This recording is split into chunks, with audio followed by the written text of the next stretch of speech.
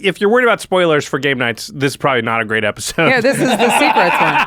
Just going to say that. Probably should have said it earlier. This is the first episode someone's watched. If you're that person, If you clicked on the secrets of game nights episode, you're like, how dare they spoil stuff? I've never seen game nights. I think that might be on you. This episode is brought to you by BOMBAS. Ready for a spring refresh? BOMBAS has absurdly soft new socks, tees, and underwear to help you get your sock drawer stocked for the season, all with a 100% happiness guarantee. Head over to bombas.com/command zone and use code command zone for 20% off your first purchase.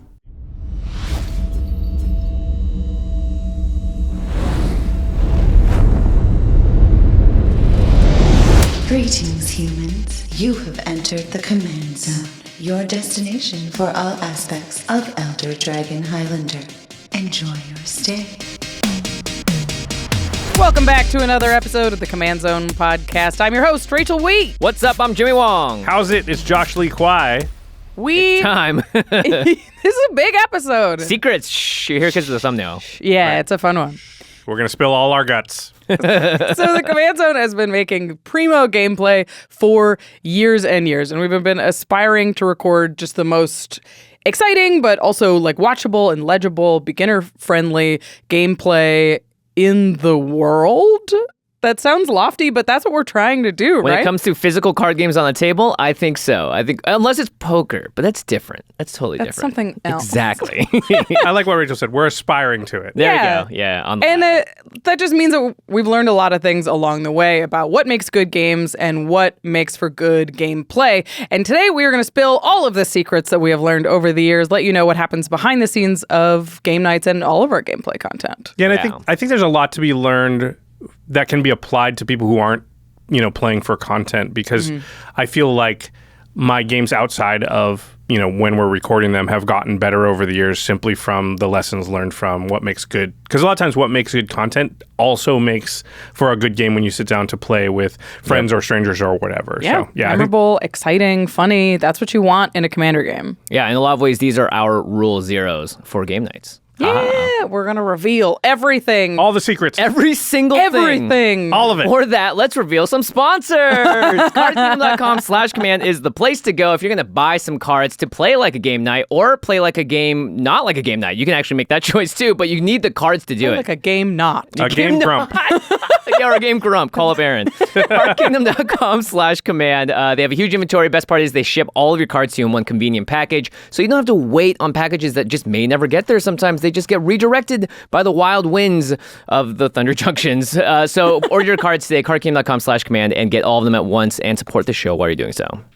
And once those cards are in your hand, you're going to need to protect them, keep them safe, organized, and beautiful. Go to ultrapro.com/command for the highest quality Magic accessories in the business. You can get deck boxes and sleeves, play mats, binders, card sorters, all sorts of accessories that just make being a Magic player easier and sort of safer. You get to protect your game pieces and make sure that when you're storing your cards, you know exactly where they are. Plus, they have all of the officially licensed Magic art, so you know that the stuff that they make is as beautiful as Magic cards. If you're into a specific Commander deck, if you're into a specific set, you can always go on Ultra Pro and see what they have available for that set, because they've been making some really cool stuff, including set-based Apex sleeves. Yeah, it's a new thing. Yeah, they did art sleeves for Thunder Junction that are on their new Primo line of sleeves, so you know you're getting the highest quality sleeves, and it's got new custom art for sleeves you're into. They're sweet. Yeah. The shuffle feels great. Yeah, and of course, the final way to support all of our content is directly if you go to patreon.com/command zone. You can get all kinds of cool perks like interacting with Jimmy, Rachel, myself, the rest of our team on our Discord, get access to extra turns and game nights earlier than the general public. We have exclusive content, all kinds of stuff. Again, patreon.com/command zone. We appreciate everybody that supports us that way. Yeah. Oh, and one other perk is we shout out one lucky patron every single episode. Who could it be? This episode is dedicated to Jirawat Sonoy. Jirawat, you rock. All right. You're a game night. You're going to play like one after this one. So, by the way, everyone, this is episode 605. So we crossed the 600 mark. Yeah. Josh and I used to do special stuff and then kind of sifted away over time. And it was 300 and 400 and 500. 600. But this is my first 100. Yeah. So Your it's first a big time? deal. Wow, that's cool. So this is like your 100. We're almost, Yeah. we're very close to 10 years old now. I believe in like mid-July we will cross the 10-year point. For the podcast, Game Nights has been around a little less time than that. I think it was 2 years in. So It Game feels Nights, like we have to do something for 10 years.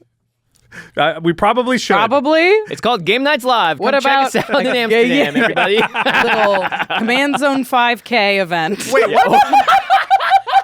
5K what? It should be a 10K if we're saying 10 years. Come on. Yeah, Yeah, we've even done better. a 1K after Wait, that. Wait, how did it go to 10K? Because it's 10 years. Please, everybody out there, if you have any ideas that are better than those ones, Triathlon. Yeah, 3 games. Oh, please. gosh. They're killing me over here. Okay, so this is a special episode for the 600 Crossing, which Yeah. is what's in the gameplay secret sauce of Game Nights. And Rachel, you have this great story that really kicks us off, and I think about this often. Yeah. So I was trying to remember when this was. I believe it was after MagicCon Vegas.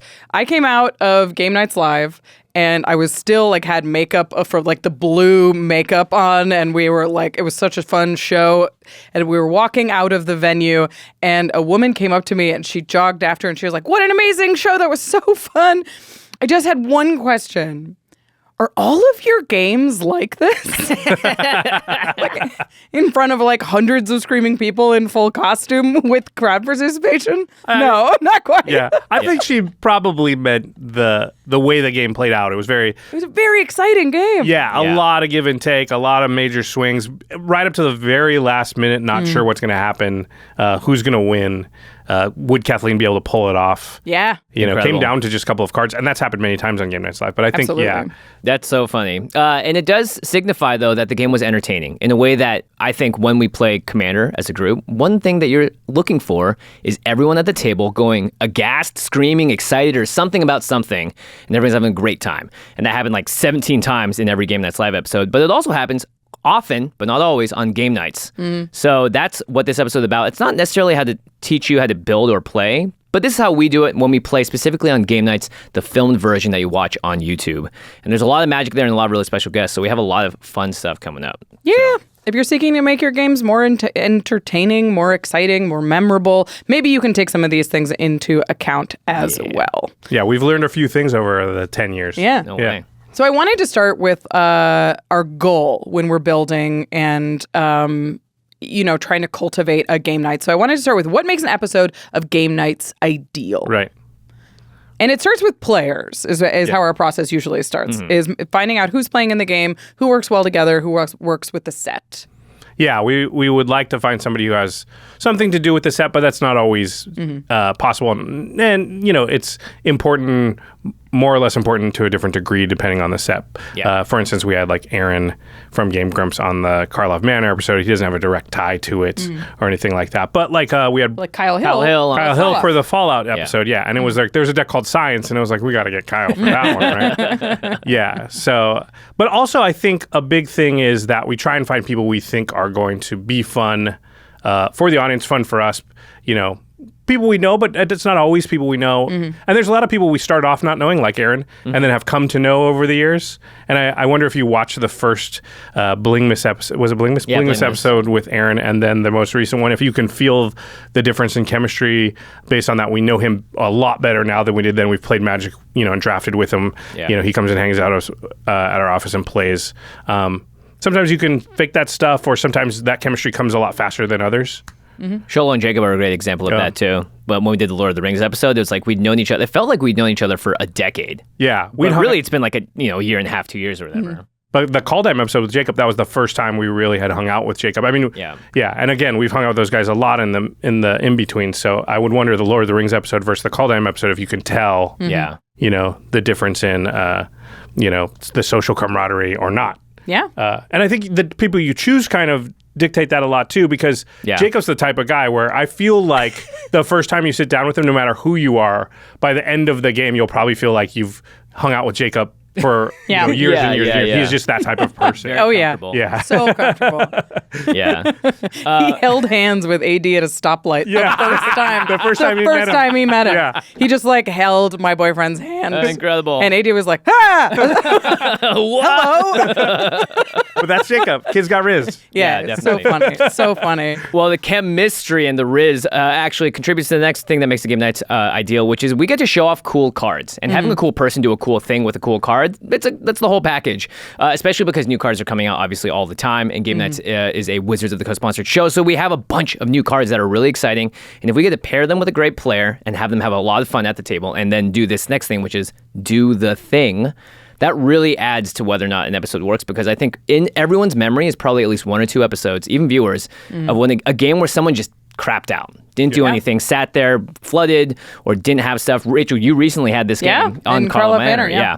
So if you don't get to do the thing, then the episode, I think, kind of feels like it's missing a piece. Now there are 4 players, so 3 players can do the thing and still make it feel complete. But if every player gets that chance and to show off what they're doing, then I think that really helps the overall like cohesiveness of what an episode of Game Nights can be. Yeah, and I think everybody doing the thing is part of like every commander gets to live its full potential, and it makes the game feel swingier and more dynamic. You never really know how the game is going to end. So that's a huge part of it.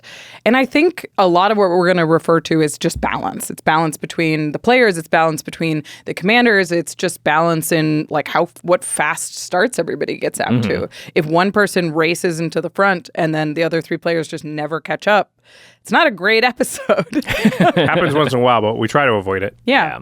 Yeah, and I think this is all about what we're trying to aim for here, not what we always succeed at. Because I know people don't always believe this, but we don't script the games. The games happen how the games happen. What we can control is the setup. So give ourselves the best chance at a good game. So choose the best guests, choose the best decks and cards, make sure we're considering all the factors, and then you push the first domino and you hope that everything falls into place, but sometimes it doesn't, and that's okay. Like that's part of the genuine nature, the authenticity of what makes it, what it is. And I think the fact that people say, "Yeah, game nights must be scripted," I take that as a compliment, because it means we must do such a good job of that setup that most of the time we're having these games that It's a game worth writing. it happens and often enough that people are like, "This can't be real, right? They can't keep pulling this off," and They can't keep getting away with it. and there's a whole bunch of factors we haven't talked to yet, or talked about yet, as far as like just how we play when we play, and other ways you can kind of try and keep the game, within the bounds of what we'd like it to be. But sometimes it gets out of control, and you're just like, well, it's going to go there. Yep. Yeah. I mean, a lot of that is like emotionally what we're shooting for in the game, but literally there is a lot of logistics that go into a game nights where we're shooting for 8 to 10 turns is like an expected game of game nights. Yeah, these days. Yeah. And the more turns, the longer faster. the episode, the harder it is on every single aspect of the process as well. Right. So like when a game runs long, which, we don't know how long they're going to go, it means that the shoot days are longer. It means more time from the guests. It means more time from the editors. It means just more graphics. Yeah. More facts, yeah. And the interviews are really important, notably, right? A long game means the players are more tired. They don't have as much rest between when they have to film their interview. And sometimes a player has to do their interview at 8 or 9 p.m. after starting at 8 a.m. And they have a rest period in between, but like you want to get the fresh reactions. And that also makes the overall episode, it's just making sure that everyone feels good. And so like a 14-turn game can sometimes mentally and emotionally just completely drain you. It's happened. Before we move on, what are some like what games can we point to that were this is a game that I remember as like a great game nights? The most popular episode of Game Nights ever is the Modern Horizons one. Oh, yeah. The first Modern Horizons with Graham and Kathleen from Loading Ready Run. Yep, that's a great game. Super come from behind win, just ridiculous hit off of my freaking card. I don't Hermit Druid. Don't say the name. Don't don't invoke its presence.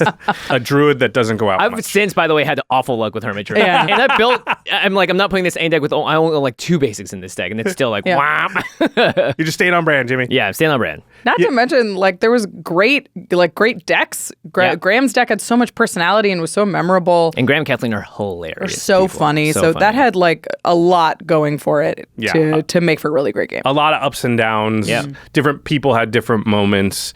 Everyone felt like they were involved, got to do their thing, had chances in the game. And then, I think the cherry on top and the one you really, really can't do much about, you just get it or you don't, is some sort of last minute Hail Mary, come from behind moment that really takes you by surprise, even takes us by surprise in the moment of like how it plays out. Like it just looks like Jimmy's going to win that game the last bit, and then boom, at the end it's like he manages to pull it out. Sorry if we spoiled it for you. I didn't say who he is. Yeah, there you go. Probably guessed.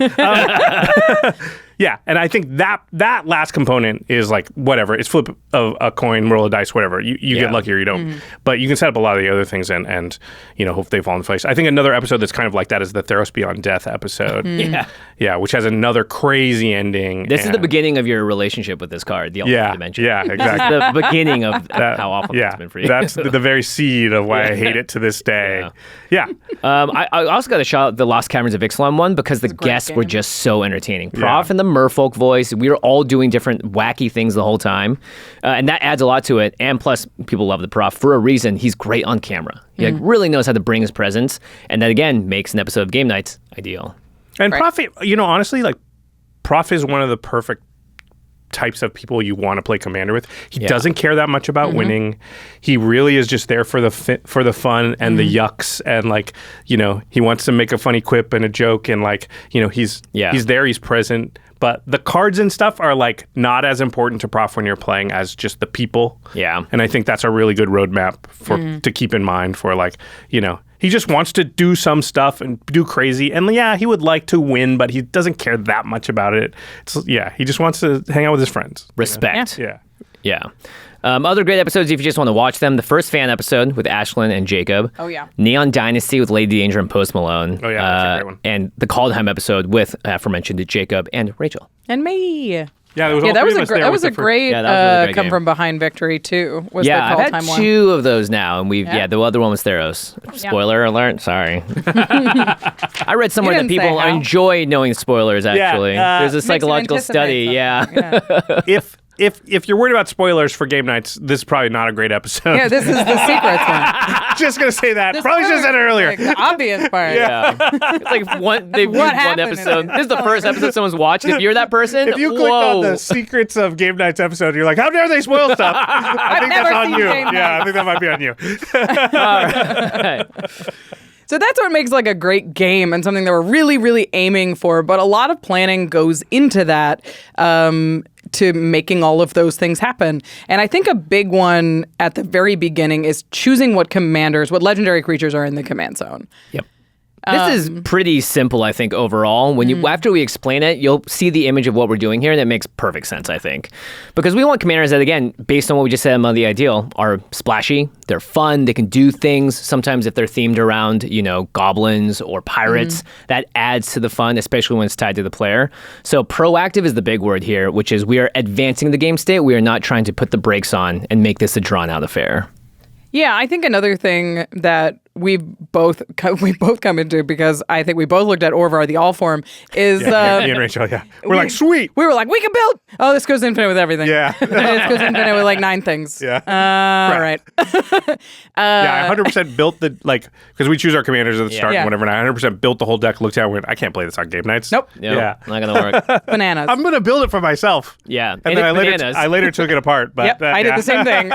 We didn't build it for Game Nights. I built it personally. Played 2 games with it. It was like, whoa. But you want a commander that's, first of all, legible. That's easy to watch and understand what is happening. And Orvar is definitely not that. Yep. And also, it's a pretty strictly combo commander. So it's not necessarily an entertaining deck to watch because it's like, oh, you have the 2 pieces. Well, there you go. Yep. Yeah. You want stuff that's going to be incremental if possible, as far as like it will incrementally try to take a step towards winning and then another step and then another step. It's less good if it's incredibly explosive. Like I'll take no steps and no steps and no steps and then 52 steps and just win. Yeah, because that doesn't feel to the audience very rewarding. It's just like out of nowhere this happened. It feels like nothing else before it mattered. So you want all the pieces along the way to matter, because it would feel like your football team scored a touchdown in the first quarter, the second quarter, and the third quarter, and then somehow the other team scored one score during the fourth quarter and won. It's like, well, why did all those other quarters matter? Yeah. So, and I like the proactive word is a word we use a lot, because decks that are, their game plan is to win by stopping other players, those aren't good for gameplay videos on our channel, at least in our estimation, or at least game nights. And I think there's a lesson we learned there for, personal play groups too. I'm not saying those decks are not okay. It's just that be aware that the thing you're doing is inherently, is it a thing where I'm trying to do a thing or I'm trying to stop others from doing things? And just know the consequences of if you're the latter. I think you need to know what you want out of that deck, right? If you're playing like a high control deck, like a Grand Arbiter deck, and you're seeking entertaining, fun, memorable games, well, those two things are fighting against each other because one is making game actions smaller and more difficult, and one of them is aspiring to big game actions that make for big moments. If you're looking for like a high skill testing, high power level type of commander, then that's where those control type of commanders really shine. Yeah, it's the meta of game nights is not to sit there and deny everything, because if you're watching it, it would, for me personally, I would not enjoy that viewing experience. 8 to 10 turns. Yeah, 8 to 10 turns. That's not going to fit within that window. Yeah, we used to sort of we didn't know all these lessons when we started, and I definitely like early on, and I think Commander just did take more turns for most decks to close out games, 6-7 years ago than it does now. But I bet you can watch me sort of learn this lesson and eventually take it to heart, because I'm naturally more of a sort of reactive, control-y player. I like to feel safe, be able to answer things. Yeah. And I'm not sure if it happened all at once. There's probably like a gradual shift over time. But I bet some of the early episodes, I'm playing a lot more control-y stuff than I would be willing to do now. So I learned, so what I'm saying is I learned that lesson through mistakes. I used to edit every episode and through like editing and being like, man, I wish I wouldn't, I kind of wish I didn't play this deck maybe. Why did I cast this board wipe? Screaming. Games are different when you have to sit there and review them hundreds of times afterwards, right? So that definitely irons in some lessons pretty quickly. Yeah, we used to play the game, and that's one day. And then I would edit, and that's 5 weeks. Yeah. Just me living 8 hours a day, watching for yourself 5 play. weeks. Yeah, just one game. That one game. Yeah. You get a lot of excruciating. Yeah, you get a lot of introspection. That's a long day. So while all the decks are not necessary, we don't go for controlling, they are proactive, but that doesn't mean you can't have any variety. So we are still varying the types of decks we're showcasing and selecting. It's not just like 4 majorly aggro decks. There's other cool things that can be done. And generally, I find that, these days, a lot more of this decision is in your hands, Rachel, and I think you've done a great job of it, but showcasing commanders that we think are going to at least be popular because people will want to see them played. The set will get spoiled. People will look at it and go, wow, I wonder how that plays. I wonder what happens when this is on the battlefield. How can I build this? So that, I think, helps a lot, too, because, again, we're making the show for an audience that plays the game. Yeah, I think as much as we want people to be playing decks that they're entertained by, we do want people to see a commander that they're excited about and get to watch it unfold in real time. So popularity is definitely a part of it. I mean, another thing that we look at is you just don't pick a commander that has a higher ceiling than everything else. And that's not to say that we play low power or we're trying to cap power, but if there's just one commander like Kinnan. Kinnan was in Ikoria. Yes, I believe. So. And I'm bad at that. You're not going to find 3 other commanders in Ikoria that compete with Kinnan. Yeah. So you just don't play Kinnan and you play the next 4 that you can balance. So cutting out some of those top commanders like Urza that you just... Yeah. I mean, we saw Urza and we were like, it's sweet, but we can't play it because we can't find 3 other commanders. Bear Force 1 was the other deck in that episode. So everyone knows, right? Urza versus a bear deck. Oh, I think there is a winner there. And that's tough because we're seeing the commanders before anybody else is. So you don't, we're guessing. And I think people would think it's easy to look at the pool of commanders and guess which ones will be the popular ones, and I promise you, it's very difficult. Sometimes we do and sometimes we don't. We do our best. Yeah. But a lot of times we're like, man, this one's going to be really popular. And then no one talks about it, and they talk about some other one that we were like, what? I guess it's cool, yeah, but it wasn't on our radar. Or whatever. Yeah. So that is a hard part, but we do our best to make sure that what we think will be the more popular ones are represented, but also because there are 4 decks. I like what you said about differing strategies, and you want to appeal to different types of players. So Definitely, you don't want all of them to be token go wide decks.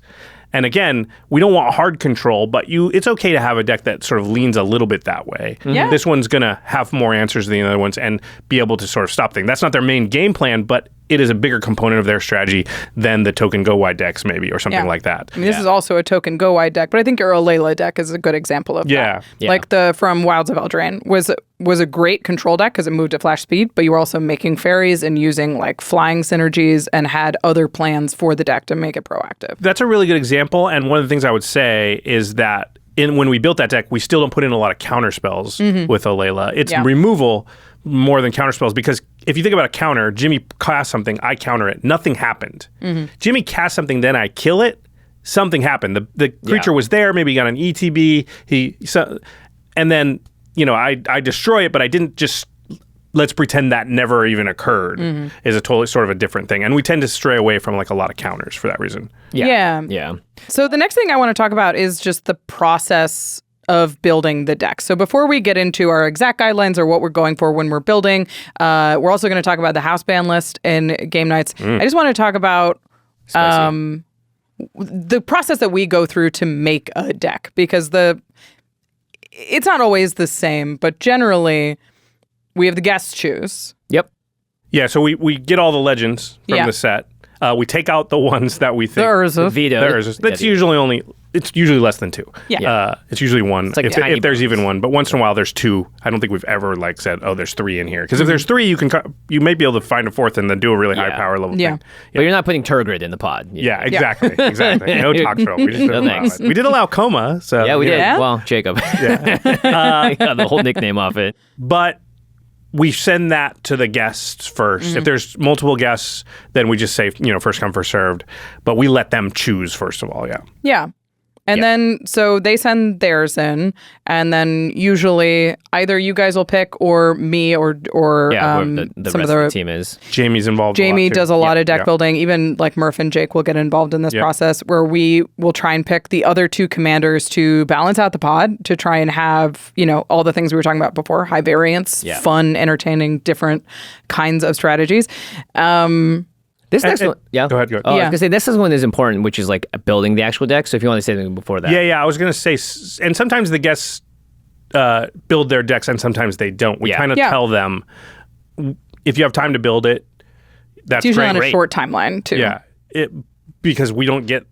We know when the episode's going to happen, and we know when we're going to film it, but we don't have the card images and stuff that far out. We get them a couple of months before. We want to shoot 6 weeks before. That leaves you to about 2 weeks, right? Of we can show it and you can build it, which 2 weeks sounds like a lot to a lot of people. But when you're dealing with Post Malone or Aaron from Game Grumps, those people do not have a lot of spare time.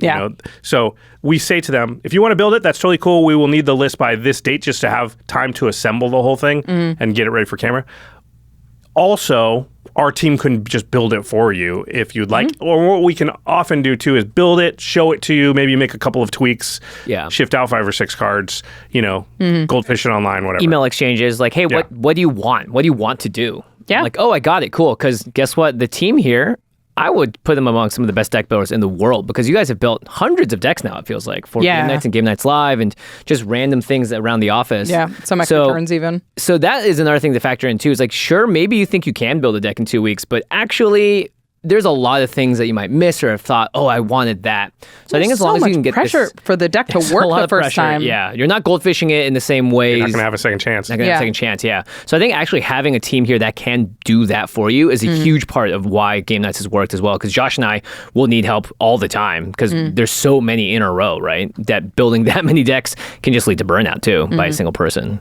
So building by committee in this way, I think, is a really interesting factoid that helps, especially for Game Nights Live. If you've seen those episodes, the games go evenly because the decks are so balanced. I mean, you and Jamie and our team, have a ton of experience now, more than almost any group out there besides the walls of Wizards of the Coast. Yeah.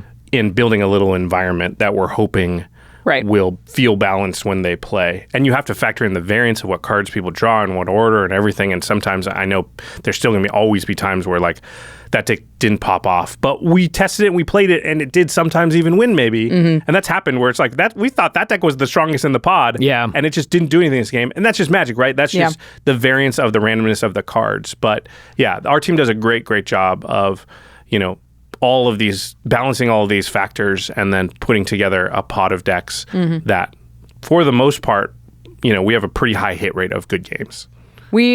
That process varies from person to person. Jamie and I build differently, like than Murph would build. But generally, we all do quick rough draft, get 100 together, do a ton of goldfishing, and then we'll usually touch base to be like, how fast are you winning? What are you doing? And then we'll look at each other's lists and then have to make adjustments from there to be like, all right, how much crossover is there between strategies and cards, especially win cons? And then we'll make adjustments and get it out to the players. Yeah, one thing we should talk about a little bit is knowing all the decks in the pod and what all the commanders are. We try to avoid like silver bullet type cards. So there's a graveyard deck in the pod. We don't want Leyland of the Void or something in there. But Jukabog will still make it in, but specific hate cards against specific strategies. Yeah, I like to have graveyard hate that is overcomable by the graveyard deck and not ones that are like, hey, I put this one card down, shuts off your whole strategy until you kill that card. It's graveyard removal, not graveyard hate. Exactly. Yeah. So we tend not to try and put in specific silver bullet stuff. Just because it is an environment where like I literally know the other 3 decks that are going to be in the pod, and you could build your deck to try and beat those strategies, but that's not really fair. Yeah. Because that's not when people play Commander how that usually is, right? Everyone's going through their backpack with their 6 or 7 decks and pulling it out whichever one they've got, and they didn't specifically prepare for what the other people are going to pull out. Exactly. Yeah. But that being said, all the players have seen all the other players' deck lists. Yep. So you can take a moment to familiarize yourself with the other decks and what they're doing. So when you're playing live, you're not necessarily, well, not live, when you're recording. It works this way in live too. Yeah. But you know what you're in for, and you're not getting a lot of surprises on the game day. You know what their strategy is, what they're generally trying to do. Yeah. If they have specific cards in the deck, you could know that, although I'll tell you the truth. I'm not that great at memorizing all the 300 cards my opponent's decks. I'm more about like, okay, I know what they generally can do, and I might have like clocked a couple of specific cards. Yeah. If they you don't need to reread the me. commander like 6 times. You got that far. But if there's a Fierce Guardianship in one of them, I would probably have clocked that and be like, okay. Yeah. It just gives you an idea for what kind of game you're playing. If you know you're playing against free interaction, you play slightly differently than if you don't. Yep. And we do get the deck list shared. We typically try and get those out to the players just so everyone can take a look. Yeah. All right. So that's the process that we go through. It varies from game to game and obviously player to player. But we do have pretty consistent guidelines with how we build the decks going through that process. And all of us know these guidelines when we're building. And it's communicated to the guests who are building their own decks as well. Yeah. The main one here is just win con, right? I mean, this is the thing that you guys are making sure that you deliver on, because if a deck doesn't have a clear way to win, then it doesn't really fit in the pod if everyone else is trying to achieve a thing. And we're only playing one game most times, almost always now, I'd say, with these decks on the day. So making sure that a deck has a clear, like, this is my road to victory is very important. Otherwise, it just can't necessarily hang with the rest of the pod. Yeah, I mean, I think we just avoid super complicated decks. Or these days, we've been really trying to find stuff that, like, you're playing with this once, you're goldfishing a few times. Yeah. You don't need a deck where you need to know really complicated lines. This is like, I'm going to make a ton of stuff. I'm going to win the game with that somehow. Or I'm going to, interact consistently, and that's how I'm going to move forward. Yeah. But yeah, having something that's just legible for the day, that you're not looking at your hand and going like, I have no idea if this is a good hand. Why are all these tutors in my hand? That being said, no dedicated combo decks I think is important. Like, we typically just don't see infinite combos because, like Josh said earlier, it's very anticlimactic to have a game that's going, you'll know who's winning, and someone goes, 2 cards I win? and everything just screeches to a stop. So there's no real momentum that gets built with that sort of deck. So dedicated combo decks, again, another reason that Orvar and decks like that don't make it into the pod for that same reason. Yeah, when we say dedicated, we mean that like that's what it's trying to do because Thoracle. Sometimes you back into one. Yeah. And if you build decks correctly with the right amount of synergy, it's almost impossible for there not to be some amount of like, oh, if you get these 4 or 5 things out, you'll sort of go infinite. You really couldn't build a deck where that's not possible sometimes. But we've been pretty lucky and pretty good about that not happening a lot in our Game Nights episodes. The next thing we've mentioned already is not having highly interactive pieces. We try and avoid permanents that interact. So like collector oofs and rest in pieces, like stuff that if they're not removed, that interaction doesn't will continue. So it's more removal based, the interaction, rather than, a Douthie Voidwalker, which is going to be there and be a problem until it's gone. Yeah, that card is really good. It's really but you notice the whole time you're saying really, really you notice you saw it a couple of times after it came out, and then you don't see it anymore because we just kind of started steering away from it. We didn't specifically say don't play that card, but it's a silver bullet type card, and we don't like to have that because there's a graveyard deck. You literally say, hey, your deck can't work now, and that's not what we wanted to have happen. Yeah, until you find a removal spell, which is like, okay, your deck is on pause for the next 3 turns. Great. Yeah, that's just good TV. Because we're going to cut to that person's interview, and I don't want them for the second or third time in a row to be going, well, the Douthie Voidwalker's there, so I can't do anything. Right? Like, yeah. And that's the problem with these permanent-based interaction pieces is like their game stops until it leaves. Yeah, especially if they're like enchantment as well. And we said this again, we don't really like play hard control. Stacks is definitely not going to happen because we need to hit those 8 to 10 mark. And again, interview after interview. I drew a card, but then I can't do anything because of 5 things on that person's board. So I passed the turn.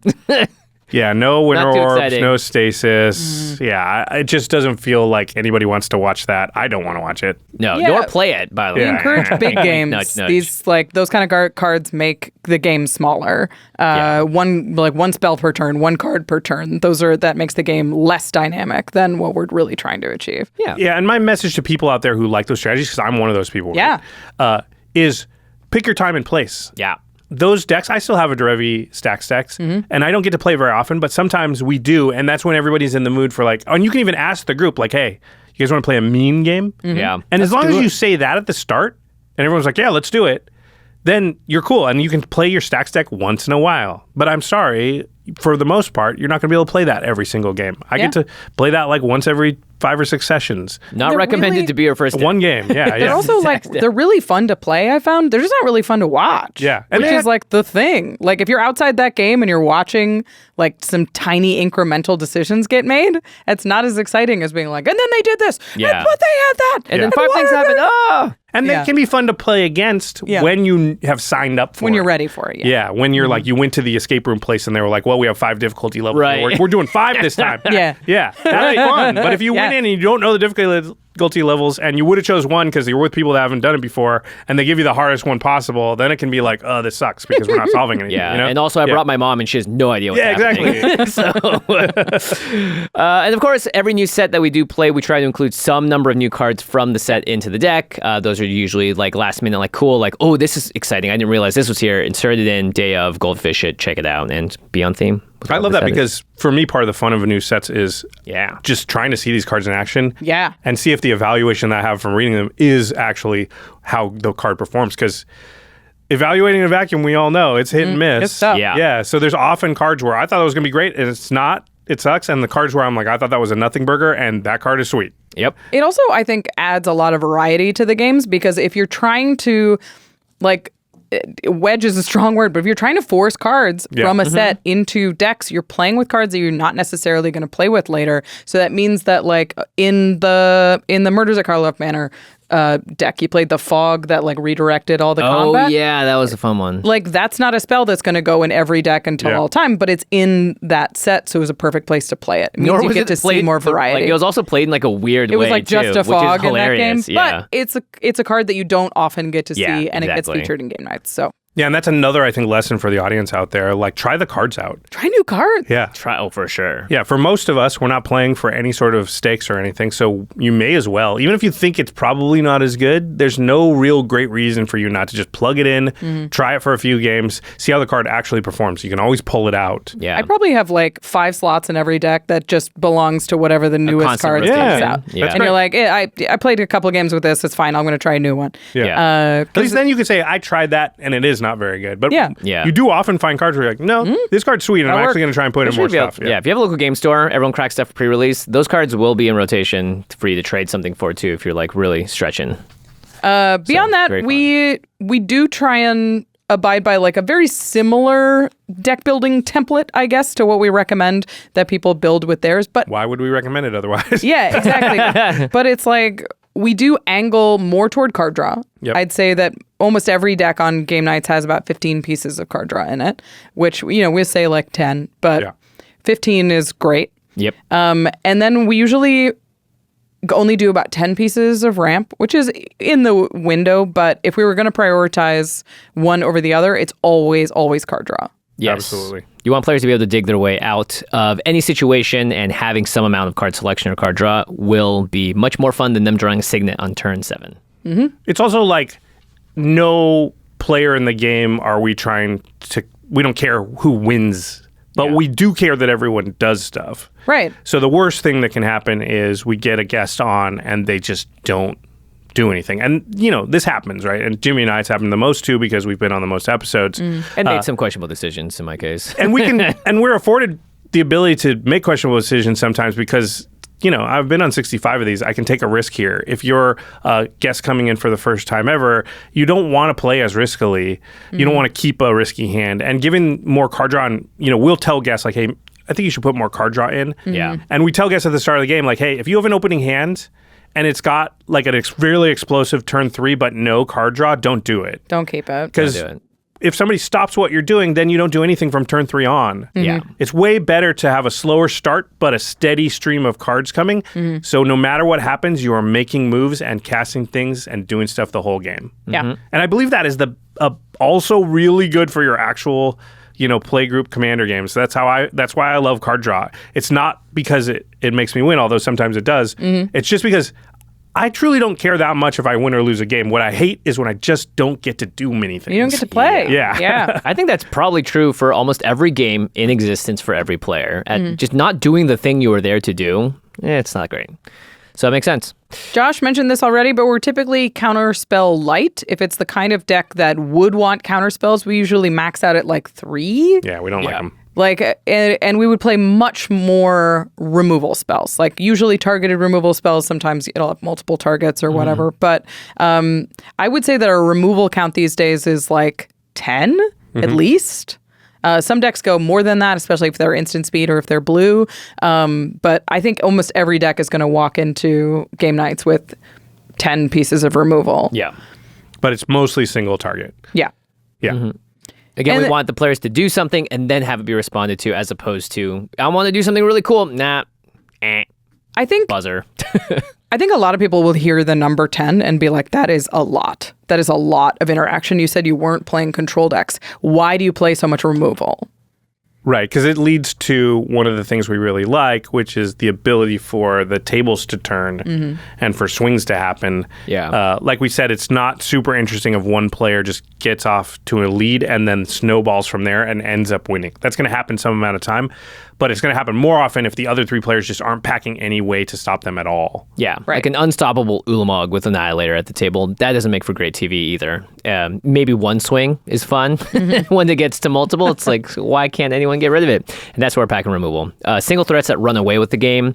And I think we find this if like someone builds a huge combo base, like my Kumena deck, then single target removal doesn't feel as good. But if you're able to set it up in a way that like large threats become fun and threatening and interact and do stuff, and then they get removed, they still do enough to move the game towards its end state without dominating it, and single target removal helps curb that. And players, again, have the choice as to when they use it and how, if they're going to politic using it and what it actually does in the game. So it also allows more for, I think, play at that sort of like danger level, if that makes sense. So the next question is board wipes. And the answer is, it's varied a lot. how many board wipes we tend to put in game night stacks. Yeah, I would guess that in the early days we were much higher. Yeah, like 4 or 5. Yeah, 4 to 5, and that we kind of have curved over to we're pretty low now, like 2 or less, right? Yeah, these days 2 or 3 is pretty normal. I think the big thing that we want is if the game needs a board wipe, somebody has a board wipe. Yeah. It's enough to hit that, but we don't really want everybody to have a board wipe that they cast. So we try and keep the number a little bit low because like what you don't want is somebody to get ahead, nobody finds a board wipe, and then the game is over. Right. Yeah, because that's that snowball thing we don't. Yeah, exactly. So you want somebody to be able to find it. But you also don't want board wipe. Board wipe. Okay, then somebody else puts a board wipe. Okay, and then we repopulate boards. Board wipe. The third board wipe is just like Exactly. the wind is out of the balloon. Yeah. It is just It is flat on the table. You know what a balloon looks like when there's no air in it? It's the most depressing thing. And that's what the third board wipe feels like. Yeah. Yeah. So 2 to 3 is about right. I think we've been tipping towards 3 lately just because there's so many permanents that are difficult to interact with these days. Yeah. Yeah, I think we're going to... I have been sort of actively supporting the idea of a little bit more board wipes and maybe a little bit less single target removal. It's kind of shifting again, and this is just because of ward. Shifting. Yeah, and I think because of ward. So it's a reaction to game design, and I think before we liked single target removal a little better than board wipes. Like we were trending that way because of sort of big, splashy, important commanders that you're like, cool, you need to be able to kill those. Right. And you kill it and you're good. There's no reason that you have to wipe the whole board or whatever. And now it's like, you can't just pinpoint that stuff anymore as often because it's often protected. Yeah, a lot of the things that you need to remove the most, they have put some form of protection on it. Yeah. Like Coma, like Voya, like Roaming Throne, all of these protect themselves. And you're like, we have to be able to remove if you're going to make something that powerful, at least let me be able to remove it. Yeah. Yeah. And so now, out of necessity, we're going to, I think, start running a little bit more board wipes, but not a lot. Yeah. Yeah. The and goal we'll is test it, right? Like everything else we do here. It's all in flux. Okay, well, there's a lot more coming up, including the ban list, the very specific house ban list that Commander that we have for game nights. But before we get to that, and also how we mulligan in the game, let's hear a quick message from our mid-roll sponsors. We'll be right back.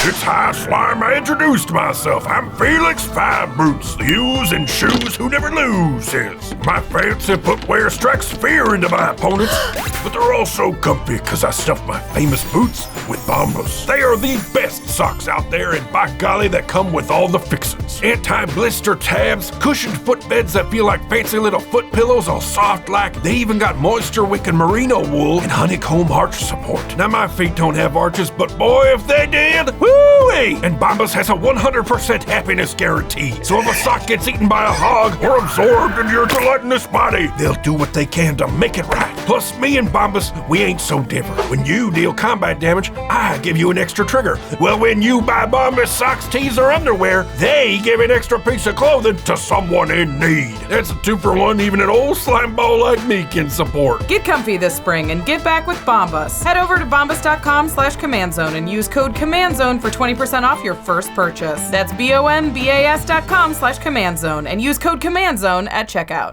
And those lands will trigger Tireless Provisioner, and I will make 2 food tokens. Wait, you'll make what? 2 food tokens.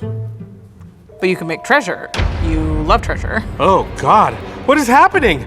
I didn't have time to eat earlier, and I have food on the brain or something. Didn't have time? Sounds like you need to start using Factor. They deliver pre-prepared meals that are ready in just 2 minutes. No cooking, no cleaning, just restaurant quality food you can heat up in a flash. Yeah, flash speed. It's all coming back to me. Plus, it's a convenient way to eat healthy, and unlike those food tokens, you don't have to sacrifice on taste. Factor has tons of delicious calorie-smart and keto options. And if you want to bling out your diet, they've even got gourmet plus dishes like my favorite, the truffle butter filet mignon. A meal fit for a monarch. The card draw of food. I remember now. I love value. Exactly, so Factor's perfect for you. All right, I'm gonna sign up right now. Also, is it cool if I switch the food for the treasure? Sure, why not? Thank you. Expropriate.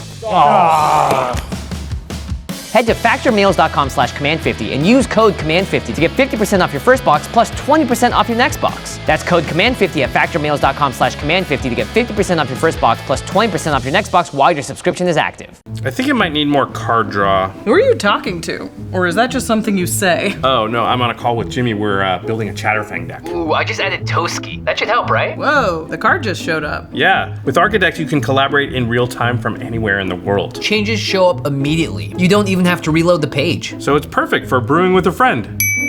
This is cool, but isn't Jimmy just upstairs? Yeah, but I'm downstairs right now. I ain't coming downstairs. ARCHIDEKT is the best place to browse, brew, and playtest Commander decks. Just go to archidekt.com/command-zone to get started. That's ARCHIDEKT.com/command-zone. Welcome back, everybody. We are talking about the secrets of game nights. The secret sauce.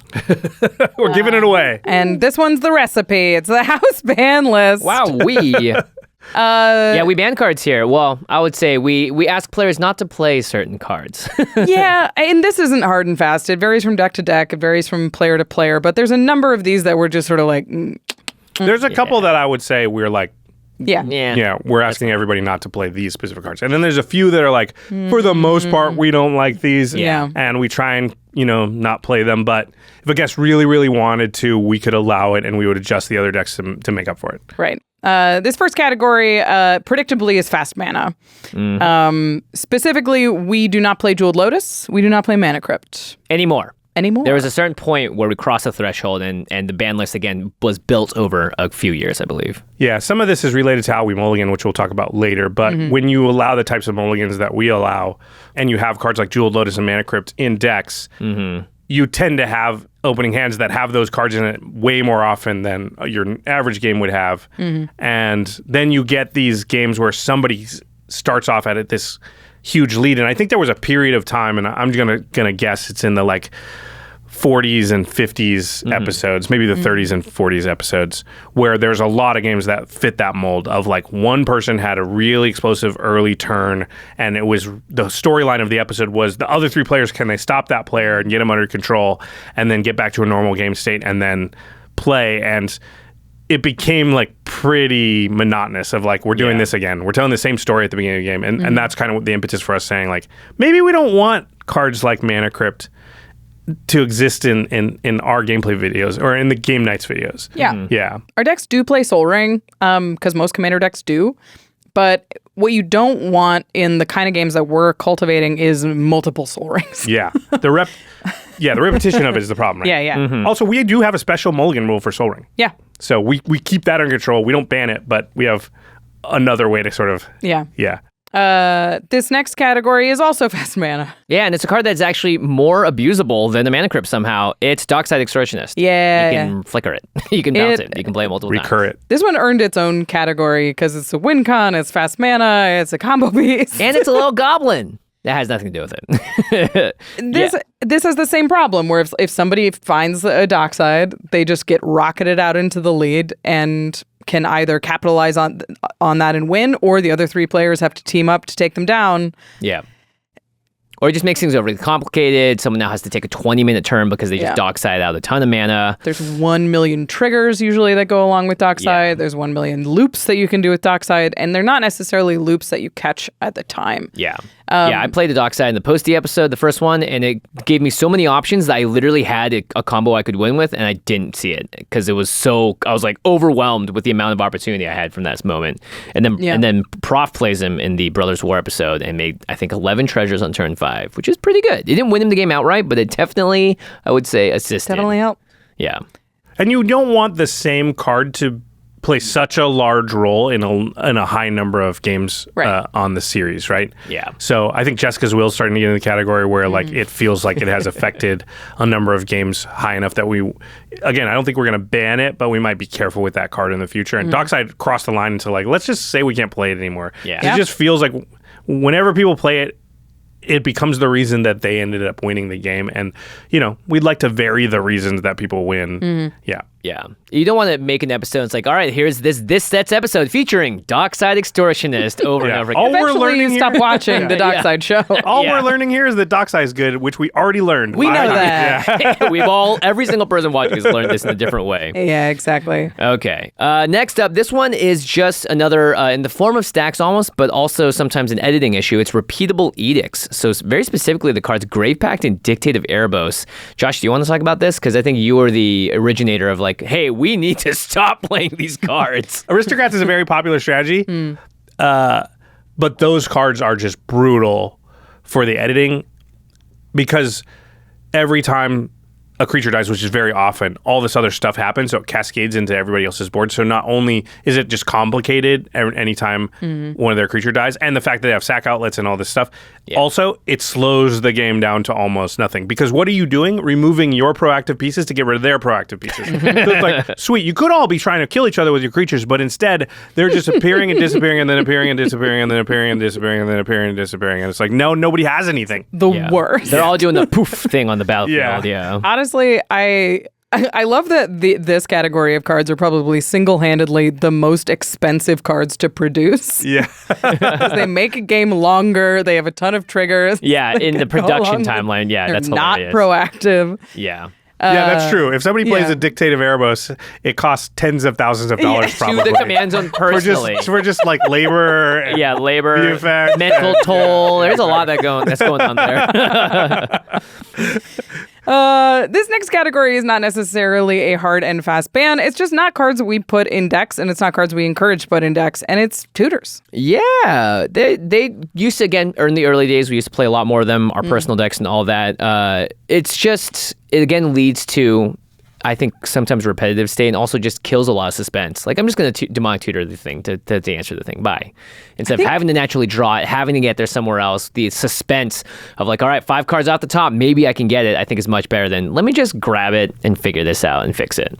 Especially at 2-mana with demonic tutor. Yeah, for sure. I mean, demonic tutor and vampiric tutor are the biggest ones here. But I love what you said about suspense, where it's like a big part of game nights, I feel like, is like, can you find the answer? Yeah. And if you draw a demonic tutor, you're like, I did. I got it. No problem. Whatever answer I wanted. Only Yep. costs 2 No mana. problem. I will solve it. And then it also leads to, I think, repetitive gameplay where Yep. you're always trying to find the most powerful You're card. always going to go find Dockside. You always go find Royalistic Study. Pretty much. Like, it ends up just featuring the same cards over and over again. Yeah. Hey, don't talk bad about my Ristic Study. Yeah. Too late. We're allowed to love cards, though. That's a good point. That's a good point. And if we also run the channel, then we don't have to ban those ones. They're not on the bad I love list. Dockside so much. Everybody's allowed to protect one I have card. a Dockside poster at home. The tutors, I would say, is we don't even tell the guests this. Yeah. What we might do is if they put like 5 or 6 tutors, we might be like, hey, maybe let's take 2 or 3 of those tutors out. Yeah. And then we maybe go put 1 or 2 tutors into the other decks if that's what they want to do.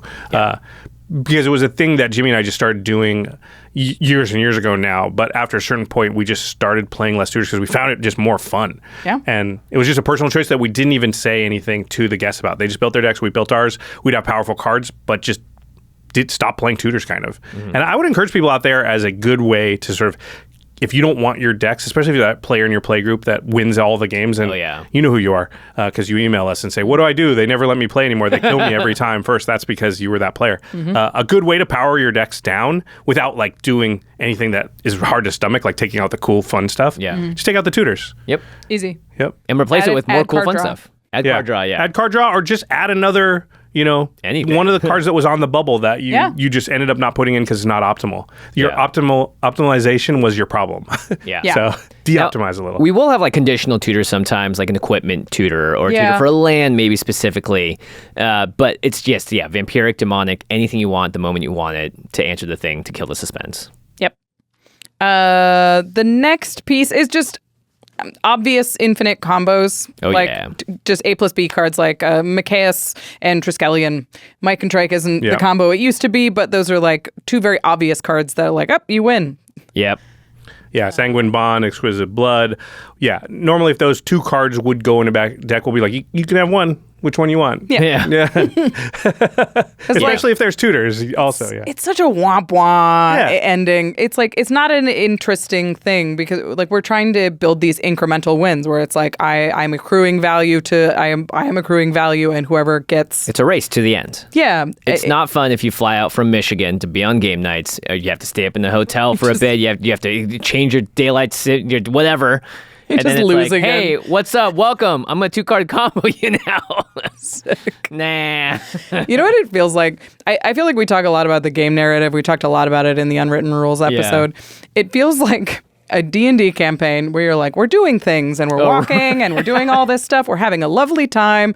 And then the party just gets like one stopped, yeah. Just like everybody dies Instantly. to like because the DM like put an overpowered monster and everybody just died. Yeah. You're like, well, we weren't going to beat that. What were you thinking? What were we doing this whole time? Yeah. I was talking to a bat. We were having a lovely time. John was in death saves. It was epic. All right. That's what it feels like. It just blows up the whole story. This next this next category is a fun one, and this is one that has changed again over the years, which is like we avoid putting cards that are just explicitly very expensive. Now, we're not a budget channel. Nor are we not. We don't also sit there and consider budget while building. Yeah, you can probably tell our decks are very expensive when you build them. When we build them for game nights. But the original origins of the show is Josh and I would just bring the decks we built and had our own personal collections in them, and had a lot of cards like dual lands, the original dual lands that we just had so we could play. But I think in doing so, we don't want it to have a new player play the game, look at the board state, and go, I can't do this. I can't afford what's on that board state. And that's a huge part of just the accessibility of the game itself, in that we've taken those specifically dual lands out of decks. Yeah, I think generally it's like $100 is the line, like even 80 plus, but like, you know, For a single card. For a single card Yeah. is like where you start to look closely at cards. So it's dual lands and Grim Monoliths. Even like Wheel of Fortune is probably the one we're most flexible on because it's the cleanest version of its effect. Yeah. Gilded Drake is a card you don't really see. Yeah, you just don't want a new Gaia's player Cradles, to like learn how to play Commander and then look up the decks and be like, it costs $1,200 to play Commander. I guess I'm not playing Commander. $800 for that single card that had a huge impact on the game because it's so powerful, like a Gaia's Cradle. Yeah, I think that definitely takes away from the glamour of what we're doing, which is just 4 players having a lot of fun and not necessarily at the expense of not being able to do so as a result of like a very expensive deck list. Yeah. Yeah, I think it's more. This one's more of a guideline than a rule. We still will allow even Gaia's Cradle or something once in a while. Yeah. And I think part of the allure of Magic is that some cards have this mythical quality to them.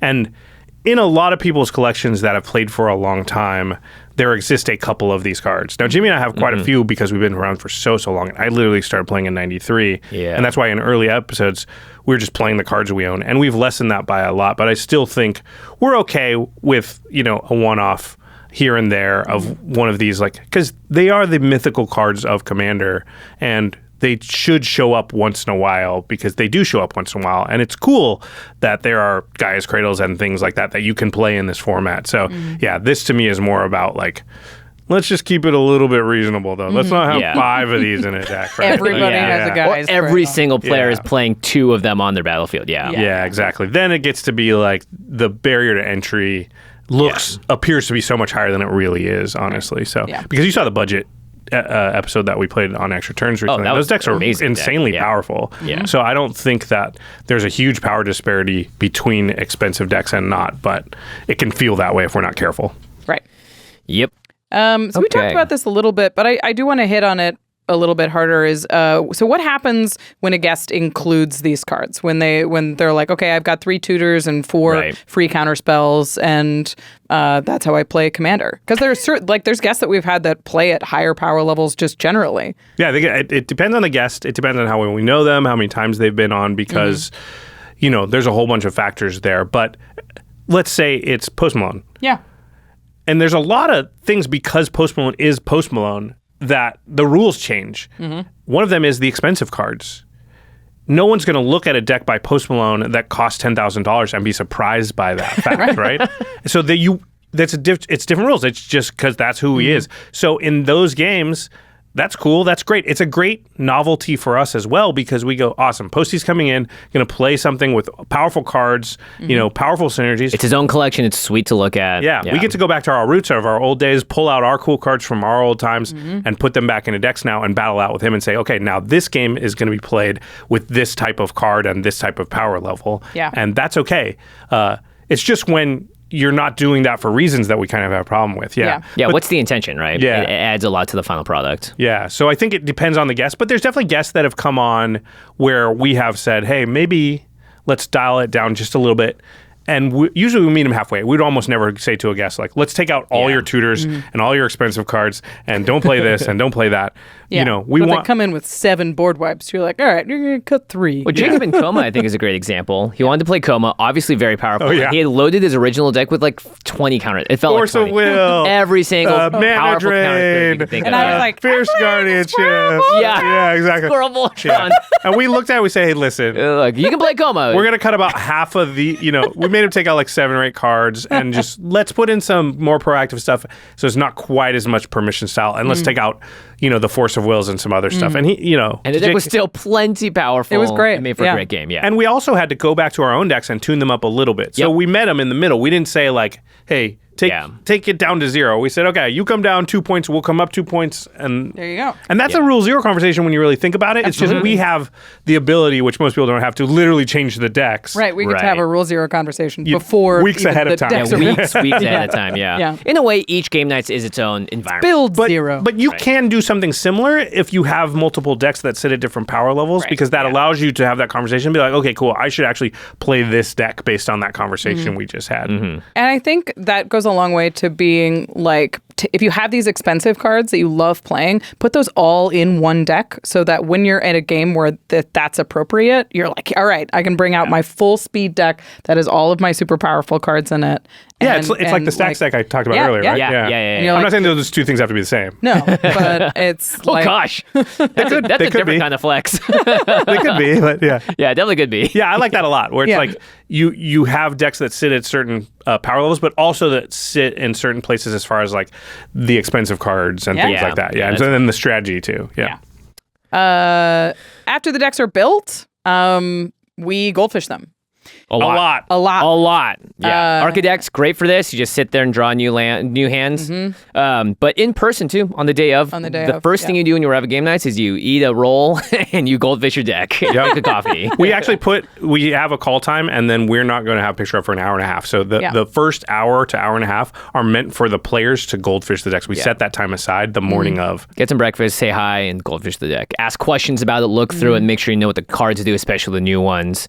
And this I would say actually has a massive effect, and there's a whole episode about goldfishing. Oh yeah, you got to watch this episode. It's so great. Yeah. If you didn't watch the goldfishing episode, you probably think I already know how to goldfish and I already know what's important. But I bet there's some stuff in there because we have to do this to a high degree because we're in a situation that most people aren't. Which, like you said earlier, Rachel, is a lot of pressure for the deck to perform and look really, really cool the very first time it's ever actually played. Yeah. So, yeah. How many times would you say, because Jim, we talked about the morning of, but there's a lot of goldfishing that takes place as the deck's being built. Weeks and when weeks. We're building, yeah. How many times would you say you goldfish the average deck before the episode, that morning of? 30, probably. But I mulligan a lot, and then I make changes in between that, and so I'll usually play like... That's like an advanced form of goldfishing, you know? Yeah, what I mean? yeah. Outside of just drawing your top 7, because a mulligan kind of counts as a goldfish too. Yeah, I mean, probably 30 to like turn 7 to make sure that you like where the deck is winning and where it's setting up and what it's struggling to do. And sometimes you just get a deck to 100, goldfish it, and be like, whoa, this is way more powerful than this strategy, which I was also doing. Right. I'm going to scrap this whole thing, put it back up, and goldfish another 10, 15 times. We goldfish them a lot in the deck building process, and some decks are harder than others, I would say. Yeah. We had decks back in the old days, especially when I was still learning sort of what makes a deck kind of tick and work on the first, where Jimmy and I would... scrap the whole deck, scrap the whole... Oh, we've thrown out lots of decks in the goldfishing process usually. Where we'd build decks and be like, my deck, it's either not good or it's too good. You hit both things where you like call the other guy and be like, I got to switch commanders. It's like, I'm going to build a whole new deck. Like this is not a good idea. Too much. Yeah. Yeah, I think for Karlov Manor, we built the morph guy you. We built like the Naya morph guy. You built 2 versions of Miracle Voss too, I think, right? I did. Yeah, we did 2 versions of Miracle Voss, and Murph was building the morph guy, and he came to me. He was like, "Nope." Not gonna work. Like, all right, throw it out. Goldfish. No, go for it. I was gonna say, Elle, my girlfriend, she knows like when I come home and I've got a goldfish deck for work. Nice. Like she's we try and go to bed about the same time. She's like, I'm going to bed. Like I know you're gonna be up till 2 a.m. because I'll goldfish it like 50, 100 times in a row. You goldfish much faster than I do. I will say I go all the way way. Yeah, if you're going all the way to 7. Importantly for the guests as well, it's an early day. It's a long day. If you've never played on camera before, under the lights, in a room with 10 people watching and things happening all the time with production, it can be very stressful as well. And fumbling in that way because of that and not knowing your deck it just compounds on itself. Right. So goldfishing really helps get people into their comfort zone so they can also just be themselves at the table, which we talked about earlier, lends to a funner experience overall when you watch it. I love that because I think it's something the audience can take because they're not necessarily performing in front of the cameras and everything, but you are. I know a lot of people have social anxiety and you're interacting with other people socially here. So if you want to get confidence, one of the great ways to do that is to goldfish your deck to the point where you know it well enough that you can have the confidence that like, I can play this thing. Yeah. I know what the best cards are when I need them, how all my cards kind of work together. I don't want to put pressure onto people thinking like you have to be perfect and know all that stuff, but it is a way to give yourself confidence. I think that like we always use the term piloting when we're talking about a deck, like whether you're playing it or you're piloting it. Honestly, I feel like there's certain decks or at certain power levels, you're kind of performing your deck. Totally. Where you're like... It's an extension of yourself. So where you're 100%. like, here's the joke, and this is where the joke unfolds, and you're trying to, like, when you're explaining it to the people you're playing against, especially if they've never seen the deck before, you have, like, at least I have, like, a little script where I explain what's happening, and it does feel like you're performing the deck. So if you have a little bit of the script memorized, or if you have, like, if you know how the first few turns are going to unfold, it becomes a lot easier to perform. Yeah. It's like your comedy set. Yeah, exactly. Yeah. Like I feel like a lot of my Boja set, and you've got your Orvar set, and you've got your... Yeah, some of them are comic, some of them are very dramatic. Yeah. Some of them are just mean. Some go over better than others. It is comedy. Yeah. Different audiences, though, right? It's a long bit, and a lot of people don't get it. But I got some ponies. I'm still workshopping it. Yeah. Exactly. The ponies require a whole explanation. Yeah, incredible. Up next, we're going to talk about mulligans. We have a very specific in-house mulligan, and it's very permissive. Yes. And this one's, again, I think obvious given, if you've been listening along so far, this one should also make a lot of sense. Do you want to explain, Josh? I feel like you're the one that kind of came up with it. Yeah, it's pretty easy. You can mulligan as many times as you like. You keep 7 every single time. We prefer, or we suggest that you get at least 1 piece of card draw in your opener. Yeah, ramp not even necessary if you have card draw. Yeah, we say don't look for a hand that has access to 6 mana on turn 3. That's not what we want, but also not going to be that good. Just as long as you can draw cards, you will do things in the game. But the rule is, because what we learned is if you say only that first part and not the second part, you will just end up with opening hands that 2 or 3 people are like Soul Ring turn 1. And there's some games like that in the panel. You'll see them, and this is why that happened, because it took us a little while to learn. Like, mulligan, mulligan, whatever. Yeah. Why does everyone have a Soul Ring opening hand all the time? Oh, it's our mulligan rules. Yeah. So we made the rule that but if you mulligan even 1 time, you can't have a Soul Ring in your opening hand. So you can either take the Soul Ring out and just take the next card off your library if you have one, or you can just remulligan that whole hand when you find a Soul Ring in it. But either way, so the only way you can have a Soul Ring in your opening hand is if that is the natural 7 you drew the very first time. Yeah. We should note that there is a bit of an honor system with this as well, which is like don't mulligan 1,000 times to statistically craft the perfect opening hand. I think people usually stop at the most like 8, 9, 10. That's what I found for myself. But sometimes you just get the best hand the first time around. But again, there's a lot of pressure on. Oftentimes too, I'll be like, Jamie, can you help me? And is this actually a good hand, or am I just in my dreams here? And Jamie will look at me like, what are you doing? Please mulligan this, you know? And I'm like, thank goodness that happened. Otherwise, I would have played a game and not done the thing I was hoping to, right? Jamie used a term that I think is really good to describe hands. Is he called them camera-worthy hands? Yeah. And it was like hands that were worthy of being filmed. Yes. If you keep like, and that, or enjoyed by a play group if you're applying this to your own. That's worth playing a game around, right? We're gonna worth it for everybody. We're gonna be recording for 7 hours or something like that. If you start with, I know that's a long one, for a long time. Yeah, but if you start with 4 lands, you know, and 3 4 cards, drop, and, and 2 other like minor synergy pieces. I don't want to watch that game. Yeah, nobody does. I don't want to play that game. Yeah, it's find something that's worthy of like of giving this level of attention to, you know? And I think that's a really great thing to think about. Like we talk about prioritizing card draw over ramp, because it's like if you have a super fast hand, either you play all your rocks and then you run out of gas and then you just have a lot of mana forever, or you play all your rocks, you draw your thing, you come out to that super fast start that we're trying to avoid in the first place. Yeah. So find a hand that's trying to play the long game. That's going to do stuff in the early game, but that isn't super snowbally. Right, yeah. Yeah, that's going to be, you know, a nice fair start, a nice ease in. You know, by turn 4, 5, 6, it's impossible for the gaps between the power of what people are doing to not start to form. But we really don't want that gap in like the power of Rachel's third turn versus everybody else's to be so great that it feels like she's almost already won. Right. Yeah. That's just, again, not great on camera. Yeah, it's interesting. The next question, I mean, is interesting, which is, would you recommend this permissive mulliganing to your casual play groups out there? My thought about this is that this mulligan rule is like the perfect mulligan for a pre-con environment. But it's a really bad mulligan rule if everyone's playing close to CEDH or just 8.5 sort of higher power level, because then it's harder to have the honor system where it's like, I'm just trying to get a playable hand, and you can really get into like, well, I can really kind of sculpt something here if I just take a nut. Just give me one more shot at it. So I think if your play group is, again, balanced at the same level and it's a slightly lower on the power level, it makes this permissive mulligan easier to stomach than if everyone's already got very highly tuned decks, and you know, if they assemble things correctly, it doesn't matter if they have a Soul Ring or not, they're still popping off by turn 3 or whatever.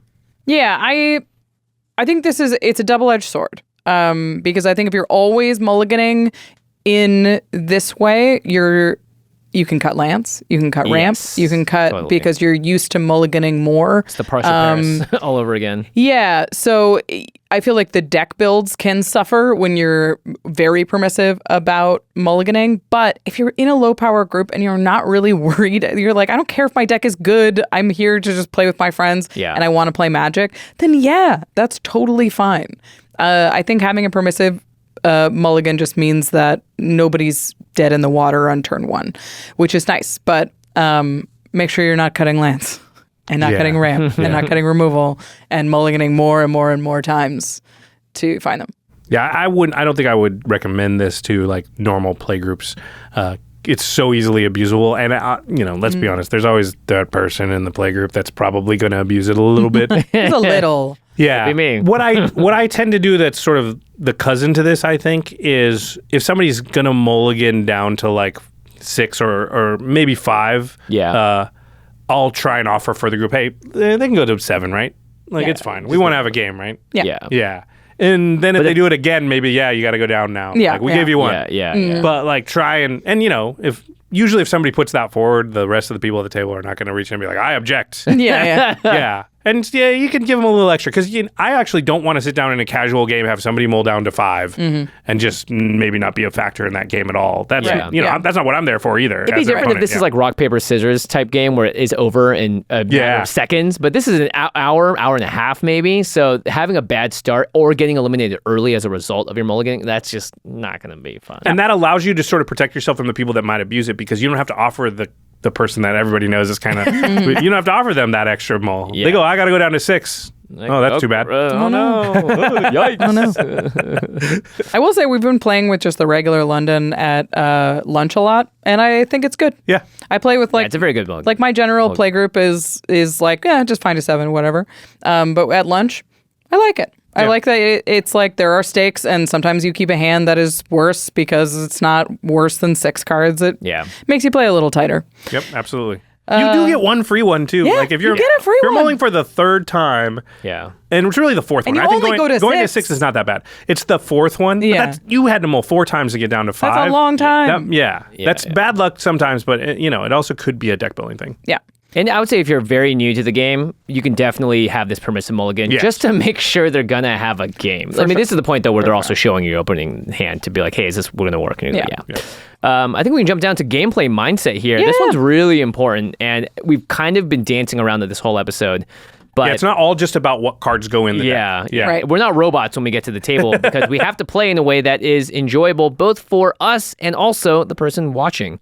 So we've found that it's just the number one thing is fun. Can you have as much fun as you can? And if you do, and you're playing for that thing of fun, you're gonna, I think, overall almost always increase the quality of an episode. Yeah. Play for entertainment as much as possible.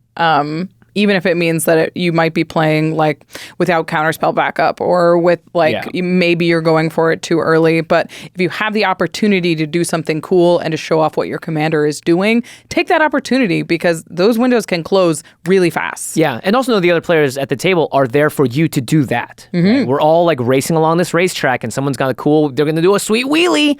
No one's going to sit there and like crush the car down when it happens. They're like, oh my gosh, you see the sweet wheelie that just happened? I want to do a wheelie too. And that is the sort of the playing for fun atmosphere where we're all on a playground of sorts and trying to do fun, cool stuff. Yeah, I think the optimal play if you're trying to win is usually a little bit conservative. Like sequence very carefully. If you're going to make a big play, wait a little till you have like counterspell backup or protection for it, so you can really make those moves. And for gameplay on a video, I like to play a lot more recklessly is what I call it. Just make reckless moves. I see an opening. I can do something cool. Do it. Don't worry so much, about am I going to be able to follow this up and lead this to a win? Yeah. In fact, that can almost be bad if this play I'm going to make is huge and splashy and I've locked the door behind it so that's the only thing that can happen for the rest of this game. It's so much better if I'm like, this is going to be huge and splashy and awesome, and I'm going to be like, sweet, I did that, but I did it in such a manner that like they can overcome it. That's why another reason we don't like the free counterspells and things like that. So I tapped out to do it, and normally what would smart like Josh trying to play to win do off camera, I'd wait till a turn or two from now, and I would wait till I had my protection up. But that's just not going to make for as much fun. So I'm going to be bold and reckless here and just like go for it. And also, like you said, the windows can close. I definitely played episodes early on where I tried to, I hadn't learned this lesson yet. And my deck didn't end up doing anything for the game because the piece I was counting on got shut down, and then I never found the window to actually do the cool thing. And instead, I would go to bed at that night going like, I didn't show off my deck at all. And if I did the thing, I wouldn't have been protected and maybe still wouldn't have won that game, but they would have seen how cool my deck could be. Right. And, I lost that opportunity. So Yeah. I'd way rather show the potential than, potentially not show anything.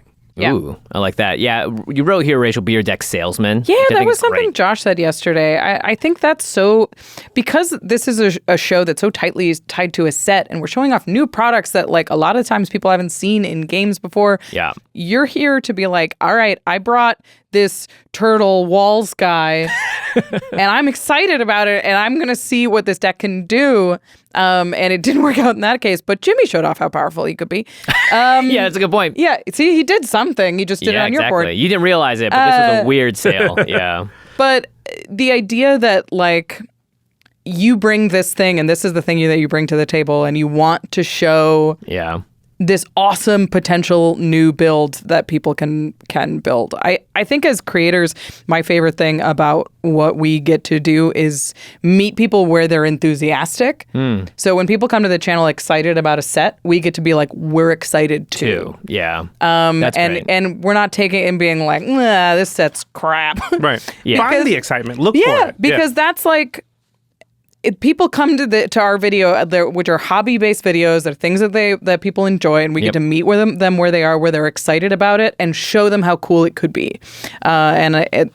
You get that opportunity with this deck, and hope that you can do it justice. The thing I like here too is that everyone plays for fun in a different way. Yeah. Obviously, if you compare my style and Josh's style, they're very different. Rachel's style, very different. So when we say play for fun, it's like in Rachel's case, like she does want to show you how cool this 3 keyworded animal can be because it's so goofy and fun and silly. I like showing you because it's chaotic and ridiculous, right? Josh likes to show you because it's got more, like control elements or whatever it is. Prof wants to do it because it's got merfolk. So I think when everyone is there to play for fun, it also allows everyone's expressions to be seen, right? And that's a huge reason that we game in general, is to feel validated by our contribution into the hobby and then how it expresses outwards. Yeah, we live in such a cynical world, and I like what you said there about, like, it's easy to complain about stuff and being negative, and we do that sometimes, right? Yeah. We try to be honest and critique, but game nights is a place to celebrate our joy of the game. It's we have said from the start that it's our love letter to Magic and Commander, and the goal of the show is to show you why we love it, and that's why I think the salesman thing is like such a core piece of it. Because to me, like, one of the best comments you can get is when you built a deck and then you see in the comments, "I want to build that deck." Yeah, that means that, like, I sold it to you. I showed you the potential. Yeah, and you get that comment as much from winning decks as not winning decks. It doesn't really have to do with whether the deck won when people call it out. It's more about, like, oh, there was a couple key cool interactions where they were like, that looks fun. Yeah, I want to do that, And so, to me, playing in that way, so again, it's prioritizing something other than winning, which I do think is true to the regular Commander experience of casual play groups, which is, I do think that's what I learned, because I didn't used to play that way at all. And I think you remember me in the early days of playing Commander with Craig and, those other guys. Well, Craig being there too is funny because he also played very differently back then. It was very cutthroat, right? We all learned a lot, I think, from doing the gameplay, and our off-camera playing changed a lot over the first couple of years as we kind of incorporated what we were learning. Yeah. And that was one of the big things for me, was like, I'm not playing a tournament, right? I'm playing for fun. I'm going to be more reckless. I'm going to let other people have their moments, and I'm going to have my moments, but I'm going to have my moments earlier than I normally would, and I'm just going to be like, wow, I'm doing cool stuff, Not so much like, is it exactly buttoned down so that I can follow that play up with the exact, sequenced for the whatever? Because I'm not, I'm never going to be LSV. Why should I try real hard to do that? Yeah, I'm aspiring to like Kenji level, I'm good if I hit that. Reachable. Sorry, Kenji. Not for me. I'm still, it's quite far away. Speaking of that, the next thing about the gameplay mindset is not just fun and reckless, but at the same time, can you play smart? And this is, again, everyone has a different definition of what it means to play well and smart or fun. But the big one here is just like, we're not going to have a onboard misplay that is just obvious, because not only will it feel bad, but every single commenter in the world will point it out. And so in general, if it's on board and it's like, oh, I just didn't see that, that doesn't lend to good TV either. So that's like a very obvious thing. And because there are players around the table all contributing to this atmosphere, and I find I do this in regular games now, and maybe you're the person that does in your play group, is to go, hold on, don't forget you have a trigger. This is happening, and so X can't, and Y and Z can't happen, or whatever it is, because that helps maintain everyone just being able to play in a way that they feel good about too at the end of the day. Yeah. I mean, obviously this isn't perfect. We're going to misplay. We're not LSV.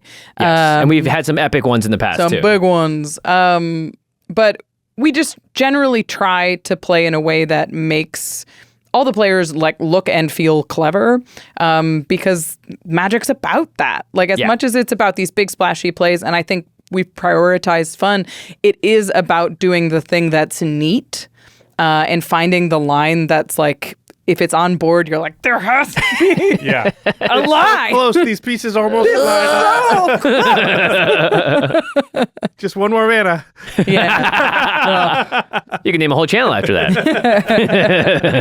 The last thing we want is a game to feel invalidated, or the results to feel invalidated by just like a silly mistake. Yeah. We talk about fun, but I do think one of the reasons people enjoy Magic and the type of personality that's drawn to it are the ones that find fun in cleverness, feeling smart, outthinking their opponents. It's that type of game.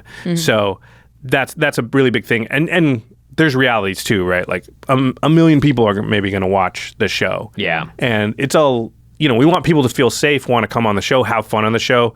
They're going to have a lot more fun if they're not super worried that they're going to end up looking stupid at the end of it.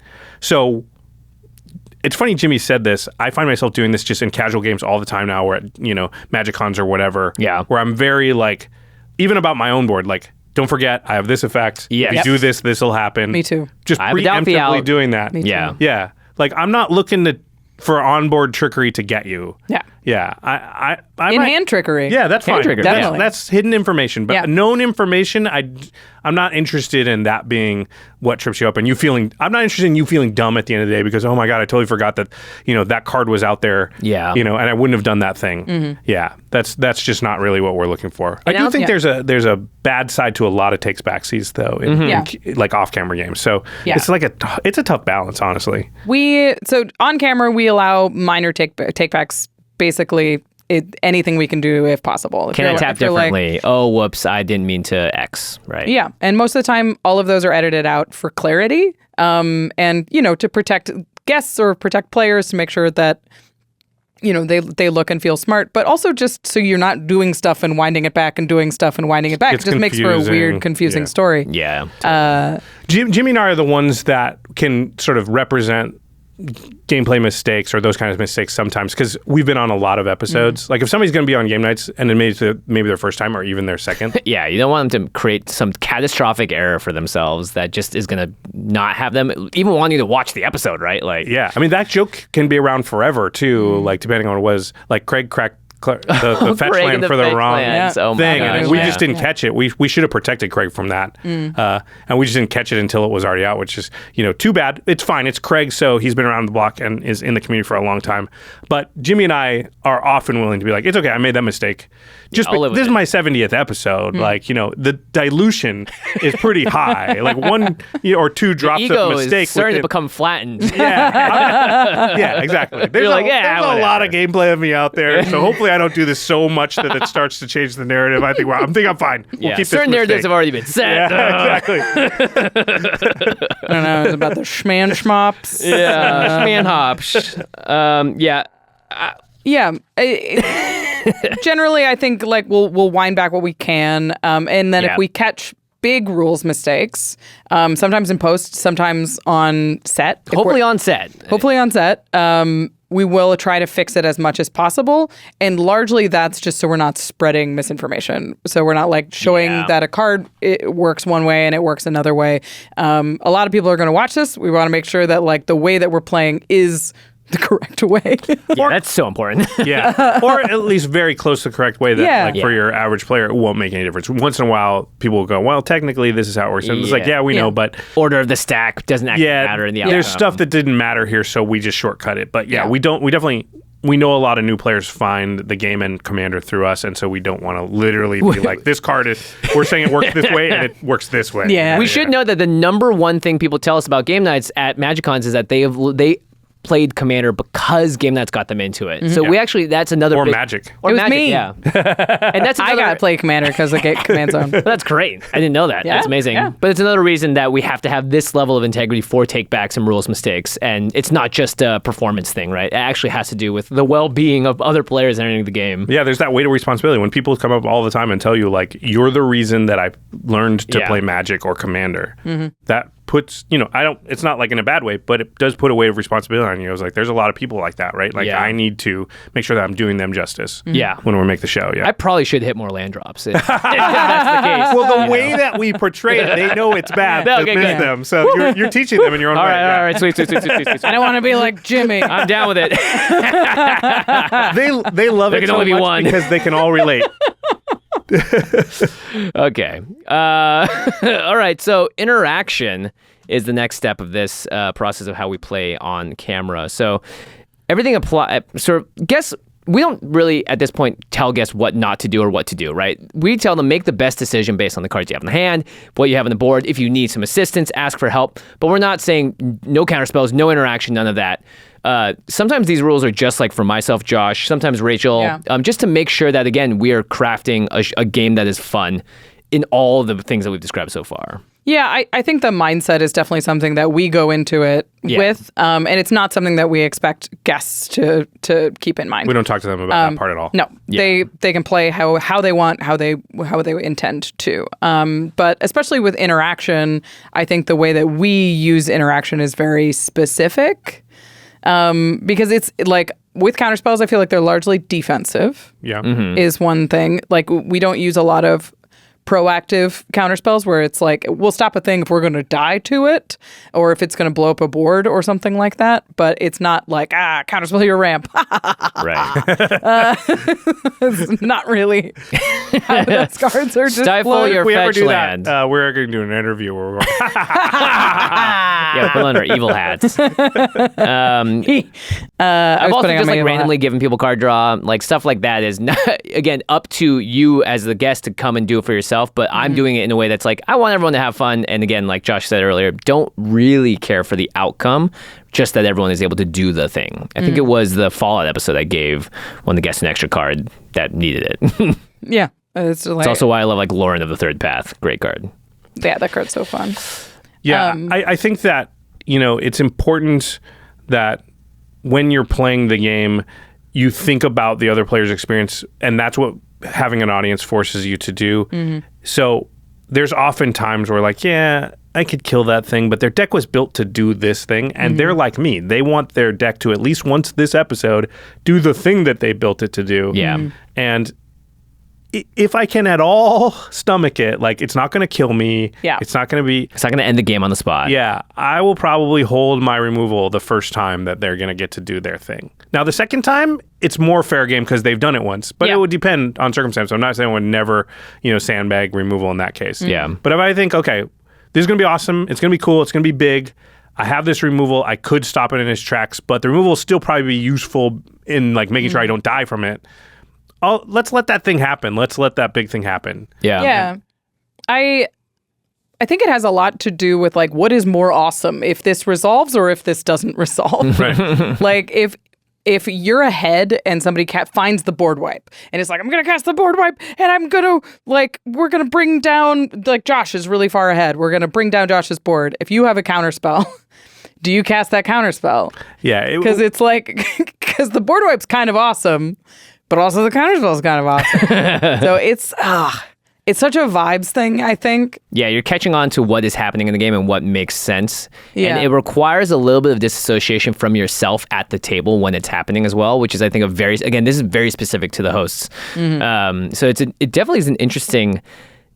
Yeah, because like you don't want to we learned like earlier, like expropriate, not that much fun to cast. Yeah, it's super powerful, but then you so just powerful. win. Yeah, Everyone it's goes, like, okay, expropriate Great, again. all right. Yeah. So it's interesting. I think like what you said about it being a vibes thing is, I would say we are like bumpers on a bowling alley, and we want the ball to hit. If it's a great game, it hits a strike. Everyone cheers, it sounds cool, but if it just goes into the gutter for one reason or another, we're kind of there sometimes as hosts to just like add a little bit of buffer to just nudge things in a certain direction if we feel like it's going to be for the overall health of a game. Yeah. I don't want to portray it as like we don't try to win. Yeah. Because we do try still to win the game, but the show is the most important thing at the end of the day. So there will be moments once in a while, and it's not that often. Yeah. Maybe not even once per episode. Maybe once every couple of episodes where a decision does get made where it's like, all right, technically this is probably not the best for me to win the game, but it is the best for the entertainment of the show. And that's one of the core reasons why we don't show players' hands, because Magic content always showed every card in players' hands up till game nights, basically. Oh, the backseaters Yeah. would have a field day. Yeah. So we don't want to destroy the illusion. We do try and win the games, but we do also try and make it entertaining. And to be clear, like Jimmy said, this is a host thing. We always and we specifically say to the guests, like, hey, listen, make the plays that you think are most likely to make you win the game. Yeah. But if all things are equal, or you can't decide, attack me or Jimmy. Kill me or Jimmy. If you can kill somebody, do it. But we would prefer, if it's equal, that you kill me or Jimmy. Yeah. If the guest is way ahead and you feel like your best chance to win the game is to kill the other guest, Go for again, do it. But just when there are choices to be made, we've been on 70 episodes and the other guest has probably not been on that many. So Yeah. let's go ahead and let them have their time here. So that, it's, again, all this is a balancing act, more art than science. And I will say I do a lot of this in my casual groups as well. Like This is true to real Commander. Like, I don't spend removal spells when I think they're going to make the game either more boring or just, like, pick on somebody who's already behind, or, like, it's going to make the game longer and we're all kind of done with it. Like, sometimes you just make social decisions in a Commander game because it would be better if you didn't have a removal spell there, or it would be better if you didn't have a counter spell there. And that's a decision that you get to make as a casual player all the time. So we're not playing optimally all the time. I think we're trying to play to win, but we're also trying to play to have a big fun game, which is how most Commander games are for me anyway. Yeah, that's a good point. Like I'm playing toward this game being worth our time. Like everybody remembering this game fondly, not like, boy, I didn't play perfectly there, so I'm gonna kick myself live with over that. it. Yeah, but if it's like if somebody rips a board wipe that needs to happen or the game's over, then it's like I'm gonna let the board wipe resolve because it's a better story. Totally. If it does. Than if it doesn't. I guess we should shout out Prof again, because not only will he play for fun and just do the fun interactive thing, but he'll also always try to kill myself or Josh first. Without fail. Always playing by He's Game like Night's the rules. perfect guest in that way. He just gets it. He's vibing, and then he's killing me and Josh. They're a problem. I know they are. I will not listen to their tricks. The thing we got going for us is there's two of us. Yeah, and sometimes Kill us all. Yeah, and sometimes mid-game he changes the decision. Yeah. Actually, I want to kill Jimmy. And demoralize Josh, but kill Jimmy. Yeah, there we go. You spent the first half of the game and now you're switching? Yep, go for it. All right. We're friends though, right? What? Oh, man. I think we wouldn't be talking about game nights fully if we don't talk about the editing portion of game nights. Right. We're not going to spend a ton of time here because it's not as helpful or maybe even interesting to people at home. But this does contribute to the overall feel of the episode. Yeah. Sometimes people will comment being like, how did they tutor that land out so quickly? They just shuffled and put it. Did they even shuffle? It's like, well, dead air is being cut all the time from these. Yeah, we games. edited it out. Yeah, no searching. A lot of times someone will go in the tank for 5 minutes. Like, what do I actually get here? We're not going to show that on camera. We edited it out. It's getting edited out. So that does add to the cohesive and tightness sometimes of Game Night's games. Notably, your games at home, your results may differ as you actually take the time you need. So I would not necessarily see the editing. And if you're feeling something from that, know that that's where it's coming from. Yeah, it's like we get to control how much time is spent on certain things. So it's a lot easier to control the energy of the game in post. Mm-hmm. That's a big thing is we get to give players as much time as they want to think as they need. Yeah. Like Josh took an entire lunch break to think through we a literally turn. said this is going to take forever. Everybody go eat lunch. Yeah. And I'll sit here while that's going on for an hour out. to try and figure out how this Mrs. Mastery is going to happen. Because it's And all that's- on board. Yeah. And that card. Yeah, no that's longer what gets that's when I realized I made a mistake. It's also on the soft ban list. Yeah. Music Mastery. Yeah. Because of No the- thanks. Yeah. No more of That's that. when we realized I was like, oh crap, I can't just willy-nilly do this because they can see everything. Yeah. And then and we still screwed it up, by the way, but at least it was a little bit defensible. Yeah. Yeah. Yeah. The original concept for the show, and if you go back, we'll link it in the show notes and watch the very first episode, maybe even the first 3 episodes of the show. Yep. We upcut a lot. Like we Yeah. skipped Whole turns. Yeah. Yeah. Skipped turns? Yeah. The whole idea of the show was, can we take a game of Commander, just show the highlight points, the exciting points, explain the context around them enough so that the whole thing, you can watch it very together, quickly. yeah. And what we learned over time is people didn't want that. Yeah. People were like, well, I want to see every single card that gets played. And so, all right, cool. But we kept the part, like you're saying, where it's but no matter what you do, just watching somebody think is not that interesting. No. Watching them search through their deck, not that interesting. that So fun. all we do is have them say, I'm going to search my deck and I'm going to find this. Did they actually take a minute, 2 minutes to look through the deck and decide which card they're going to pick? Yes, they did. We just didn't show you that part because there's nothing going on there that's Doesn't worth matter. watching. Yeah, it doesn't really matter. Yeah. Edited show for entertainment. Extra Turns is the same way. Obviously, slightly different philosophies around it, but we upcut Yeah. the thinking and a lot of the action, yeah. On the show, we search at the optimal time. We tend to fetch on end steps and resolve tutors before passing, which is not another thing that gets shortcutted in Commander games. But I did want to mention that when we're playing casually, when we're not being recorded, we'll fetch on our turns and we'll we'll search for a demonic tutor and be like, go ahead. We shortcut when we can't edit. We do all the things like, hey, I'm going to lighten tutor on your end step, and if you do anything, by then I'll redo it. Exactly. I'll secure Tribe Elder here, but I was going to block if anything happened. But I'm just going to save us the time. Right. So I can search while Jimmy's deciding what 3-drop he's going to play or whatever. And again, this is for new players, so they can see when you're supposed to do this, when how this actually works without shortcutting important things that new players might not actually know.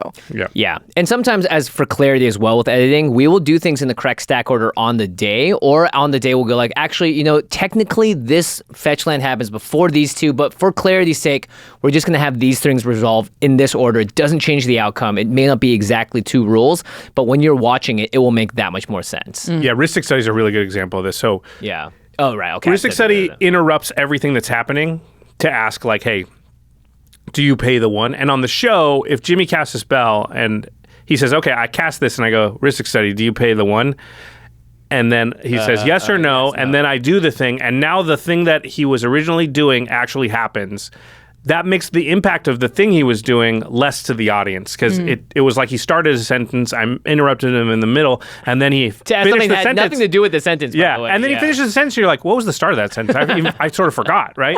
Yeah. And so what we've decided to do in those cases, even though it's not technically correct, unless it matters, and sometimes it does, and you'll notice in the points when it does, we don't do this, but we will just, Jimmy casts his spell. It resolves. Does a thing. And then we say at the end, hey, Ristic Study, do you pay the 1? So that those 2 moments are separated, and he can have the cool, it was a tally, it came down, everybody got scared, we talked about how scary a tally was, and then it's Ristic Study, which is not that important. It's the 12th time it's happened in this game, and it's just a throwaway thing.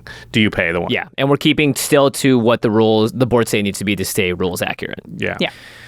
I think you've unlocked the secret to why people don't like playing against Ristic Study. Is it just interrupts them while they were doing something over and over and over and over again? I am not listening to Do you pay the 1? What's being talked about right now. Ristic Study is fine, and nobody hates it. It's the best card. Auto include. Speaking of editing, let's talk about this game narrative. Because we don't write a script. I don't know if it's going to matter to anyone who still believes we are scripted it, because we've said we don't enough times that they clearly don't believe us when we say it. But we make it feel like a script exists because we find a story in the game that happens and then accentuate that story. Yes. So it's like you look for the thread and then you highlight the thread in the coolest parts, and it makes it feel like a very sculpted story. Especially because when that's what we're trying to do. Cutaways to edits to interviews that happen after the game, which is additional sculpting. So yeah, during the actual game though, there are some things, some sort of concepts that we put into it that we've talked about already, right? In terms of playing for fun and playing cleverly, which is, I think in general, everyone we're bringing on is a content creator typically, or a type of performer, and they already have this baked into their system, which is saying yes. Improvisation, basic rules like yes and. Something happens, not necessarily with gameplay actions, but what someone's putting on a funny voice. It's not like Prof does the merfolk voice. Everyone stops, looks at him and goes, that's dumb, stop doing it. That is not what happens. I put on a pirate voice, right? Yep. We're going further into this. All right, we're doing voices. Here we go. And then all of a sudden, all these new doors of possibility open when the interviews happen later. What can you add to that moment now that you know it exists and everyone said yes to it? Yeah, that's a really good way. For those who don't know, improv comedy sort of has this basic rule that's the foundational piece of it, which is called yes and, or my improv coach called it accept all offers. Right. And this idea can be taken to everything, is how can I be additive to anything that happened or occurred? How can I not stop it? It's like the reactionary deck versus the proactive deck, right? No, how can I put more onto it? And that leads you to bigger and bigger moments, right? Because you're adding to it. So what happened to it? It got bigger. And so that is a core philosophy of improv. And this is at its heart kind of an improv comedy show in a way. Yeah. We play the game is the game. That what happens. But there are narrative storylines that can sort of be picked out and then, like you said, accentuated and added onto in the interview process. And I think that's where some of the scripting notes or thoughts come from. I think that there's another reason people think it's scripted, though, and that's when there are close games or crazy things that happen in games. They think there's no way Jimmy would copy the Altar of Dementia and be able to, mill Josh out of nowhere there. There's no way. Exactsies, no way. Yeah, there's no way there was a land as right on top of his deck when he did the Hermit Druid. Yeah. There's no, that, but the thing is, It just is. yeah, that stuff just happens That's a lot Commander. in Commander. Yeah, and Everyone has a Chaos Warp story where you flip the same thing, right? Yeah. Like, I feel like almost most players have seen it or had it happen to them. Mm-hmm. Just happens. Yeah, and those moments stick out in your mind so much that it feels like, hey, they're always happening. But I guarantee, like, most of the Chaos Warps on our show didn't flip the same card. Yeah. But you're just sticking to that one Hermit Druid moment or those one moments. And when something happens, you're like, it's just like the Hermit Druid moment. They must have scripted it. That Hermit Druid moment was 7 years ago or something, right? Like, yeah, it feels like that happens all the time. It actually doesn't. Jimmy missed a land drop. He misses it all the time. Yeah. He's been on 70 episodes. He's been mana screwed in 7 of them. I've probably been mana screwed on the same number, but that just becomes the narrative because we chose to accentuate it a couple of times. And it's funny. And it's very relatable. Everyone can relate to being mana screwed, so they get to be like, I'm with you, Jimmy. That's happened to me, and I know it sucks. Yeah. And it's part of like what we do on the show is just make a big deal out of stuff. And it's become kind of a meme that it's like, you played ramp on turn 2, that's got to be bad. But it helps build a game. It helps like show momentum or like give you a scorecard kind of like who's doing well in the game, who we should be afraid of. Yeah. It helps make the game feel bigger when you make big deals out of like, they had this and I was ready for this. That makes the game feel more impactful and dynamic, which is what makes it hopefully fun to watch. I think it's one of the big reasons that players who aren't super familiar with Magic, we even hear sometimes people like learn Magic through game nights, which that seems a little nuts to me. But people who aren't super enfranchised watch it, and we always tell the guests, "Hey, listen, we're going to ask you a question, explain your thought processing behind it, and then tell us the emotion you had at the end of it. I was nervous, I was sad, I was excited, I was stoked, whatever that emotion is, because." If I'm a newer player, I can get lost in the gobbledygook and the, lingo and, mechanics, the interactions. Triggers, I might not understand all of that. But if at the end of it, Jimmy goes, so I'm really excited, then it's like, okay, cool. I don't know exactly what happened, but Jimmy's excited about it. That dragon did a cool animation when it came out, so that must be good for him. And if I'm rooting for Jimmy or I'm on his side, I kind of know what the score is, like you said. So, yeah, I think that...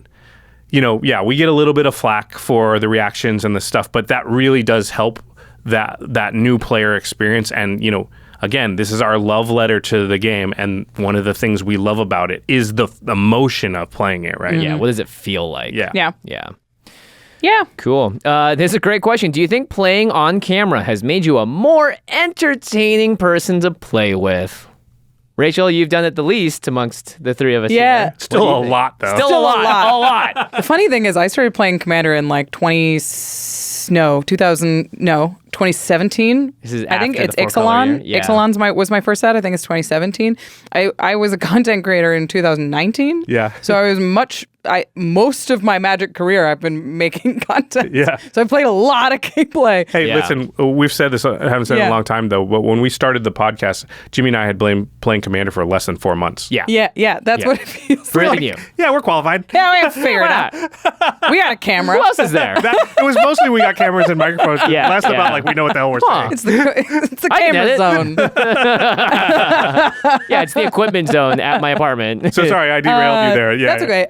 So I've been doing a lot of gameplay for a long time, but Yeah. it's made me, I think, maybe less entertaining is not the word I would use it, but I'm a very clear player. Yeah, I me too. I will untap this, I will draw my card, I walk through every single step, and like when I'm playing things, I explain how they're going to interact.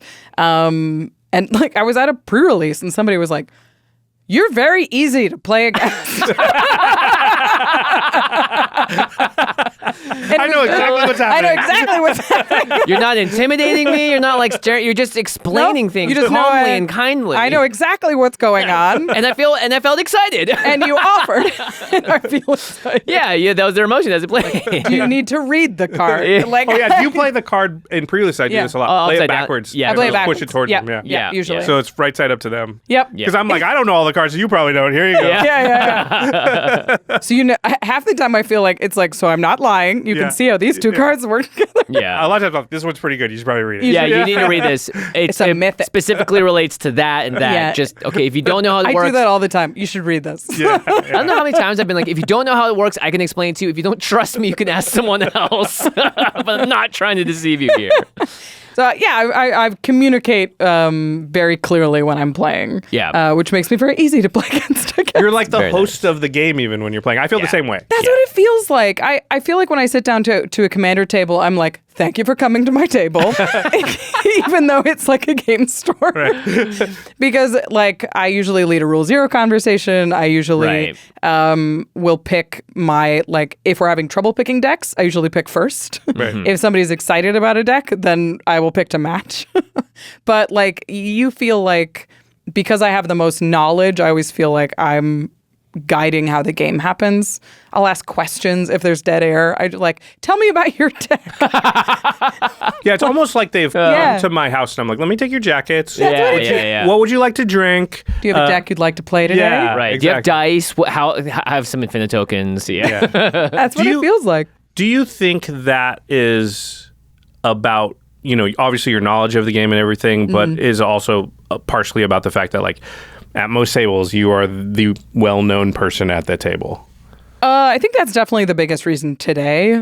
But like even before that, I feel like I was sort of the reason that my playgroup came together. I got a lot of Yeah. people into Magic. So like generally I've had the most knowledge at the play table, even when I wasn't like a recognizable face at Right. in gaming places. That makes sense. I mean, So- you're here at the command zone for a specific reason. Yeah. That reason is tied to who you are as a person. And Yeah. that's shown up in these different areas of your life. And I started making content early, like I said. So I've been really plugged in for a long time. But and it's hard to have an expectation socially of what the people that you're playing with are bringing to the table at a game store. Like you're not really sure how comfortable they are. You're not sure if they're like how communicative they are. So I know that I'm confident driving, so might as well drive. I think, too, I feel the weight of responsibility of, like, we've dedicated a pretty large portion of our life here to this game, and I feel like I want people to walk away from any game of Magic that I'm even tangentially related to having had a good time. Yeah. Yeah. Having had fun, thinking positively about the game and wanting to play more, pragmatically also because, those are people that could be audience members and things like that. But I just think, like, it is important to me that people, like, understand, like, how awesome it is and why I love it. And, like, I hope you love it, too. I don't want to be overbearing about it, but also, like, I really hope you like it. Yeah. So anytime I also hope you like me. I'm a normal human being in that way, but it is a lot about, like, geez, I've dedicated a lot to this game, and man, if a lot of people don't like it, that feels like it might have been a waste. Right. Yeah. Going against that. Yeah, in a way, it's kind of our obligation that we've already signed up for in a different way in many areas of our life. And now it's just with Magic, as in, like, we are part of, like, Josh, you would recommend people go to movies when you were an editor, right? Like, I was an actor. I wanted you to go see theater, just in general. And don't obviously apply this to yourself if you're not that kind of person. I think more importantly, it's something that gives all of us energy. It doesn't, like, make us go home and be like, oh, I'm so drained. I had to put on a face all day to play fun games of Magic. It's like, no, I got to do a fun thing. I got to travel to do it. I got to meet some people. I got to play these things. I got to learn these things. And as a result, more people, it's the additive nature, again, of what Game Nights is going for. Yeah. I do think the thing that we all talked about like being very clear about our board state and, like, warning people about our own stuff sometimes is a good way to play in a casual setting so that nobody feels Gotcha'd. tricked or gotcha'd Yeah. for things that are on board that they should be able to see. And Commander's so complicated now, and even we are for our job, study the cards.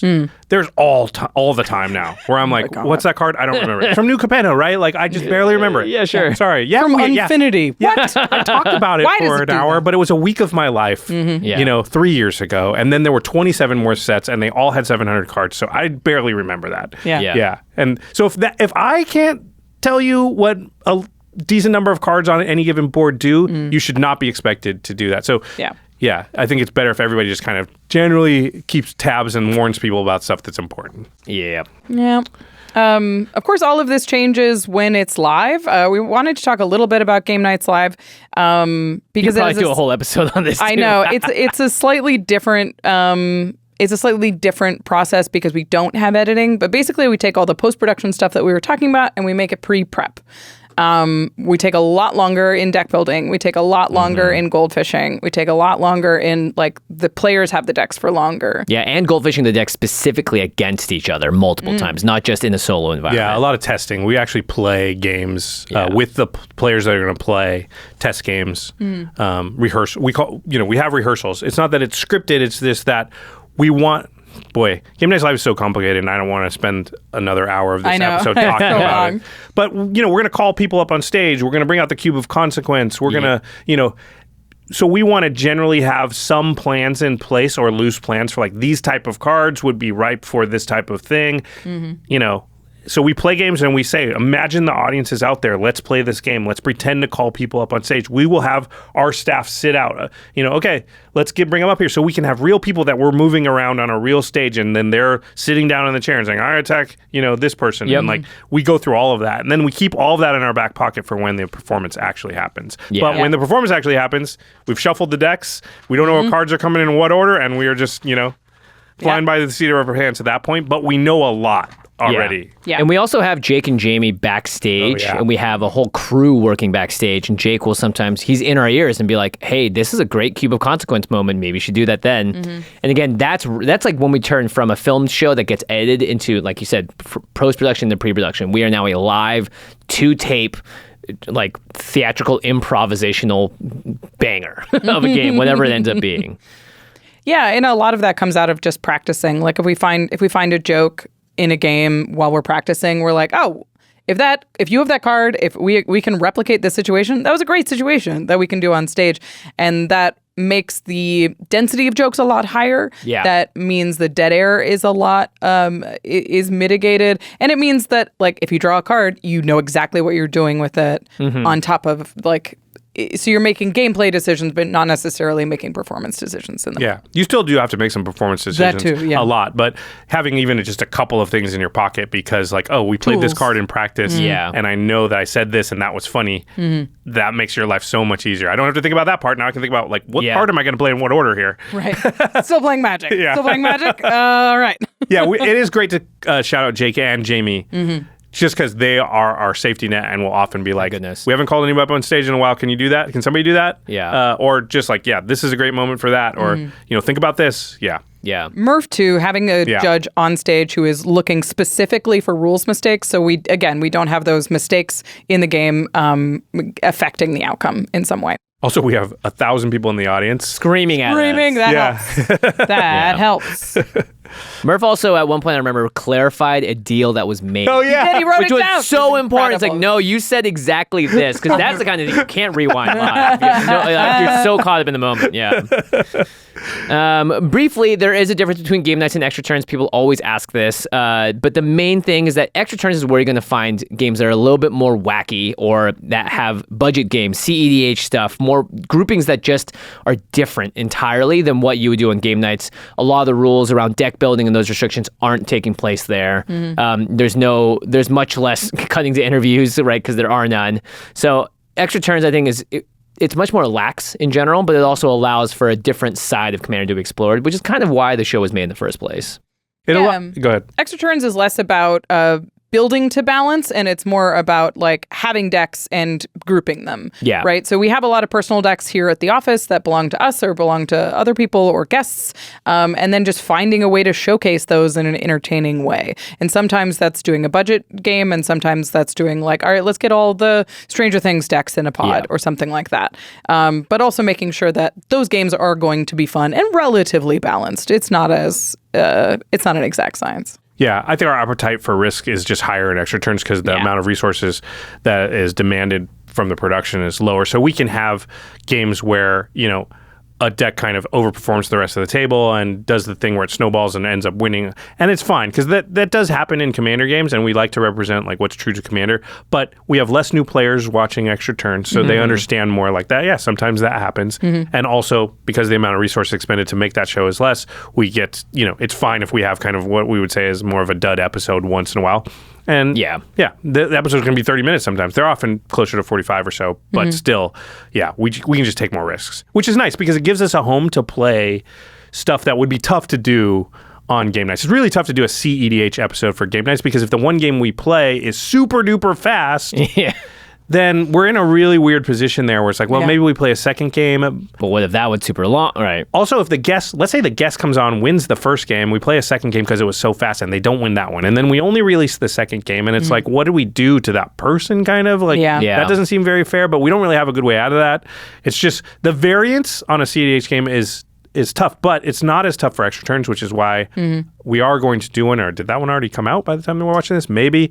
But it's why we can take those kind of risks where game nights wouldn't allow us to, really. Yeah. Yeah. Notably, the thing that they do have in common is that game nights has a guest list potential that is like, tens of pages long of people in the community that we could showcase. Extra Turns is another way that we are able to showcase the Magic community. We just had Beezy and Mia on from Nitpicking Nerds. So that's just, again, another great way to showcase more people without having to have, because again, Game Nights is a big time production. And when we had Kenji on, we could shoot multiple episodes with him, right? And Game Nights that's just not possible there. So more showcasing of the community is the shared they serve thing. different functions. And I'm glad we get to do both things, right? Yeah. For sure. Yeah. Before we go, we just wanted to talk about some stuff that like maybe we're working on improving or like stuff that we're seeking for future game nights. Like we've made some recent changes in deck building where, like we said, we're cutting out the more financially prohibitive cards, and we're trying to use more cards from the featured sets for all the reasons that we've already talked about. But there's always improvements that can be made in deck building. I know something that we've talked about is varying the cards that we use as like engines. We tend to use sort of the best 5 board wipes. It's like if you're playing white, you're playing Austere Command. If you're playing red, you're playing Blasphemous Act. If you're playing black, you're Toxic Deluge. Farewell or something? Well, just... But I mean, just... Final showdown. Making sure that like if there are 3 black decks at the table, there aren't 3 Toxic Deluges. Or 3 black market connections. Or exactly. Whatever, right? Yeah. We chanted full send a few too many times, so we were like, we got to slow that down. Less black Not market. that we'll never do it again. But like, we send it to the fullest. Actual fullest. That's pump the brakes. We'll bring it back. Yeah. But it's just so we're getting a chance to show off as many cards as possible, and games don't feel stale. Like the dockside keeps coming up, or like something like that. Josh and I will also get decks build decks that aren't necessarily in our favored colors. I just played the Miracle Voss deck. I might be playing a 5-color deck coming up. Who knows, right? So that variation too, because again, we've been on so many episodes. If we're always just playing the exact thing, that will also grow stale. Yeah, I think there was like 3 or 4 episodes in a row where I was like Rakdos, Boros, Boros, because I was just like, I was like, I got to break out of this mold of Simic every time. Yeah.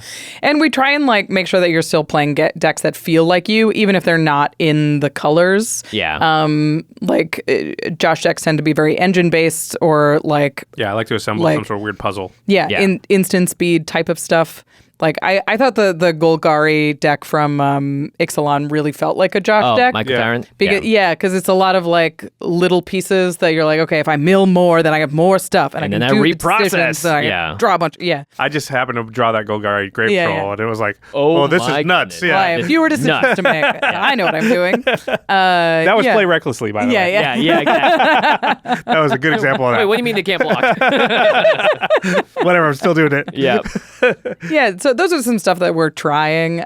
But if there's anything that you guys have ideas for game nights, let us know. Yeah, we're always down We're always here. trying to grow, and we're listening. We're trying new stuff. Yeah, I'd say a lot of the changes we've made are direct response to comments that we've gotten. And we definitely read the comments, and it's more about, not any one single one, but when we hear similar things expressed, over a long period of time, it does make us go like, okay, that might be something we should address here. Like, what, if a lot of people are saying a thing, they're probably right about it. Why do you guys always have turn 1 Soul Ring? Yeah. You're like, I know why. We'll fix that. That was a comment we started getting, and that made us think like, they're kind of right. Okay, so what can we do to fix that? So definitely let us know when you're noticing things or things that you think we could improve. Yeah, one thing you mentioned yesterday is just the game is getting more complex and it's getting harder to represent on screen. So how do you build, play, edit in a way that makes the game actually less complex and easier to understand as the complexity of the game still goes up? Yeah, we've had a lot of conversations recently with the editing team because it's been noticeable to us in recent years where the Grave Pack and Dictative Erebos used to be like these culprits that were rare that we used to run in, that we could say, we're not playing those, and that would sort of keep that at bay. But that type of effect where a trigger cascades into another trigger and triggers on other things and interrupts the flow of the game and the narrative and the ability to sort of hold it on your head and really enjoy it. So yeah, we might start experimenting with shortcutting a little bit more things, and not fully, holding hands through every exact thing that happens in order to just kind of like, we got to get through this so that it doesn't become monotonous. And finding the line of where that's acceptable and where it isn't, we don't always know where it is. We're going to do our best, and then we'll have to adjust. So help us adjust, help us calibrate, and that's just feedback. I think something that we can do in deck building too is just looking for cards that have needless abilities that don't really impact the deck and just eliminating those. So if there's if there's an initiative card that it's there to untap something, but it just incidentally introduces the initiative, just don't play that card. Play a slightly worse card in its place, in its space, because it introduces a lot of magic gack that's just difficult to see what actually matters when there's so much stuff. Yeah, I think that's a really good note for people to take to their deck building to help them enjoy playing the game more, because I think we're in an era where it's going to be easy for the optimal build of your deck to actually not be as fun to play as a suboptimal version because of complexity creep. Yep. Yeah. Wasn't it Gaurav that had a New Year's resolution to reduce the complexity of his decks? And I think that's him having a direct response to I'm having less fun because my decks are so complicated to play that I'm not enjoying it. And it's I love that example of one-off card in your deck that has the initiative, because it's sort of the most optimal way to untap a thing. And it's so I'm introducing this really complicated mechanic for this one thing. To carry a new token. There's 20 other cards that are 95% as good probably. Yeah, they're not quite as good technically if the time-traveling supercomputer came down and weighed and measured everything. But why don't I just play one of those other cards? Because the only thing it can do is that, and it doesn't introduce this crazy game mechanic. Yeah. And you'll even see it in Limited now. Limited is just a screen full of triggers so many times. And that just means if they're doing it at the common, uncommon level, everything is going to creep into Commander. So simplifying your own game, because there have been times where I'm actually, I have 5 things happening right now, and I'm no longer having fun. Yeah. It was great. Now I'm just nervous about getting it all done. Now I'm doing that. And everyone's staring at me. I'm starting to sweat. I don't have enough infinite tokens. What am I doing? The number of times you said sorry during your turn is probably directly related to how complex your deck is, and probably how much you need to turn that dial down. Yeah, totally. Yeah. Cool. All right. Well, that's it. That was every single secret behind Those game are the night. secrets. There's nothing You know else. them all. We've been laid bare. That's it. But to the listeners, what did anything surprise you about what we talked about today? Was there anything that shocked you, that made you go, holy moly, no way? Or you knew and you were excited to hear about, and you've incorporated in your own play groups? Let us know in the comments. What can we work on? What out there is part of the game master you go, you know what? This has been something that I've been feeling. I'm going to tell it to them right now. Unless it's about risk study, then just keep it to yourself. Yeah, or my land drops. Keep it to yourself. I've heard it. It's by the time you get to your 30s, every possible version of your nickname has been given to you, right? Yeah. That's me and land drop comments. I've seen them all. You can't surprise me anymore. All right, Jimbo. Oh, yeah. We didn't talk about many Magic cards today, but you can tell that we love them, and we know you love them too. You can pick them up over at cardkingdom.com/command. Card Kingdom has a huge selection of Magic cards cards, and we know you're picky because you're Commander players. If you want to get exactly the version that you're looking for in the condition that you're looking for to match all of the other cards in your deck, Card Kingdom has an enormous selection, so you can always get the card that you're looking for, and you can get a lot of them in the same package. That way you're only tracing one envelope through the mail, and when it arrives, you know it's been packaged professionally. It's got a little token in there. It comes with one pecking peanut. It's lovely. Yeah, they're professionals. They know what they're doing. They're They sufficient, handle it. for sure. We trust Card Kingdom with all of our card needs here, and you can do so while supporting the show by going to cardkingdom.com/command. And when you get there and you get those cards, make sure they're protected. Go to ultrapro.com/command. They are the game accessories brand that Josh, myself, and Rachel trust our own collections to. Every single one of my binders is Ultra Pro, and for a reason, because I can get every color that I want to theme it to the colors of the cards that are in there. It's incredible. Ultra Pro has so much more than that. They got deck boxes, playmats, sleeves, wall scrolls, you name it. They might even have something you've never seen but are excited about, like that card sorting tray you mentioned. I love it's that the most used utility in all my Magic collection. So you can get it by going to ultrapro.com/command, support the show while doing so. And also they might have some great flash deals. They often do that on the website.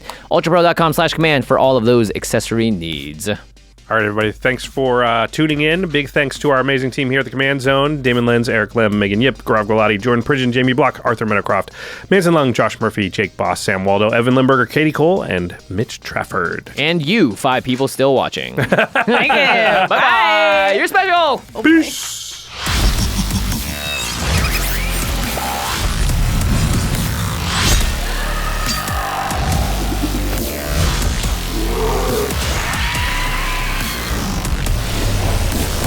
Thank you for your attention. For further inquiries, send an email to commandcast@rocketjump.com or ask us on Twitter @JFWong and @JoshLeeQuai. See you later, alligator. Greetings, humans.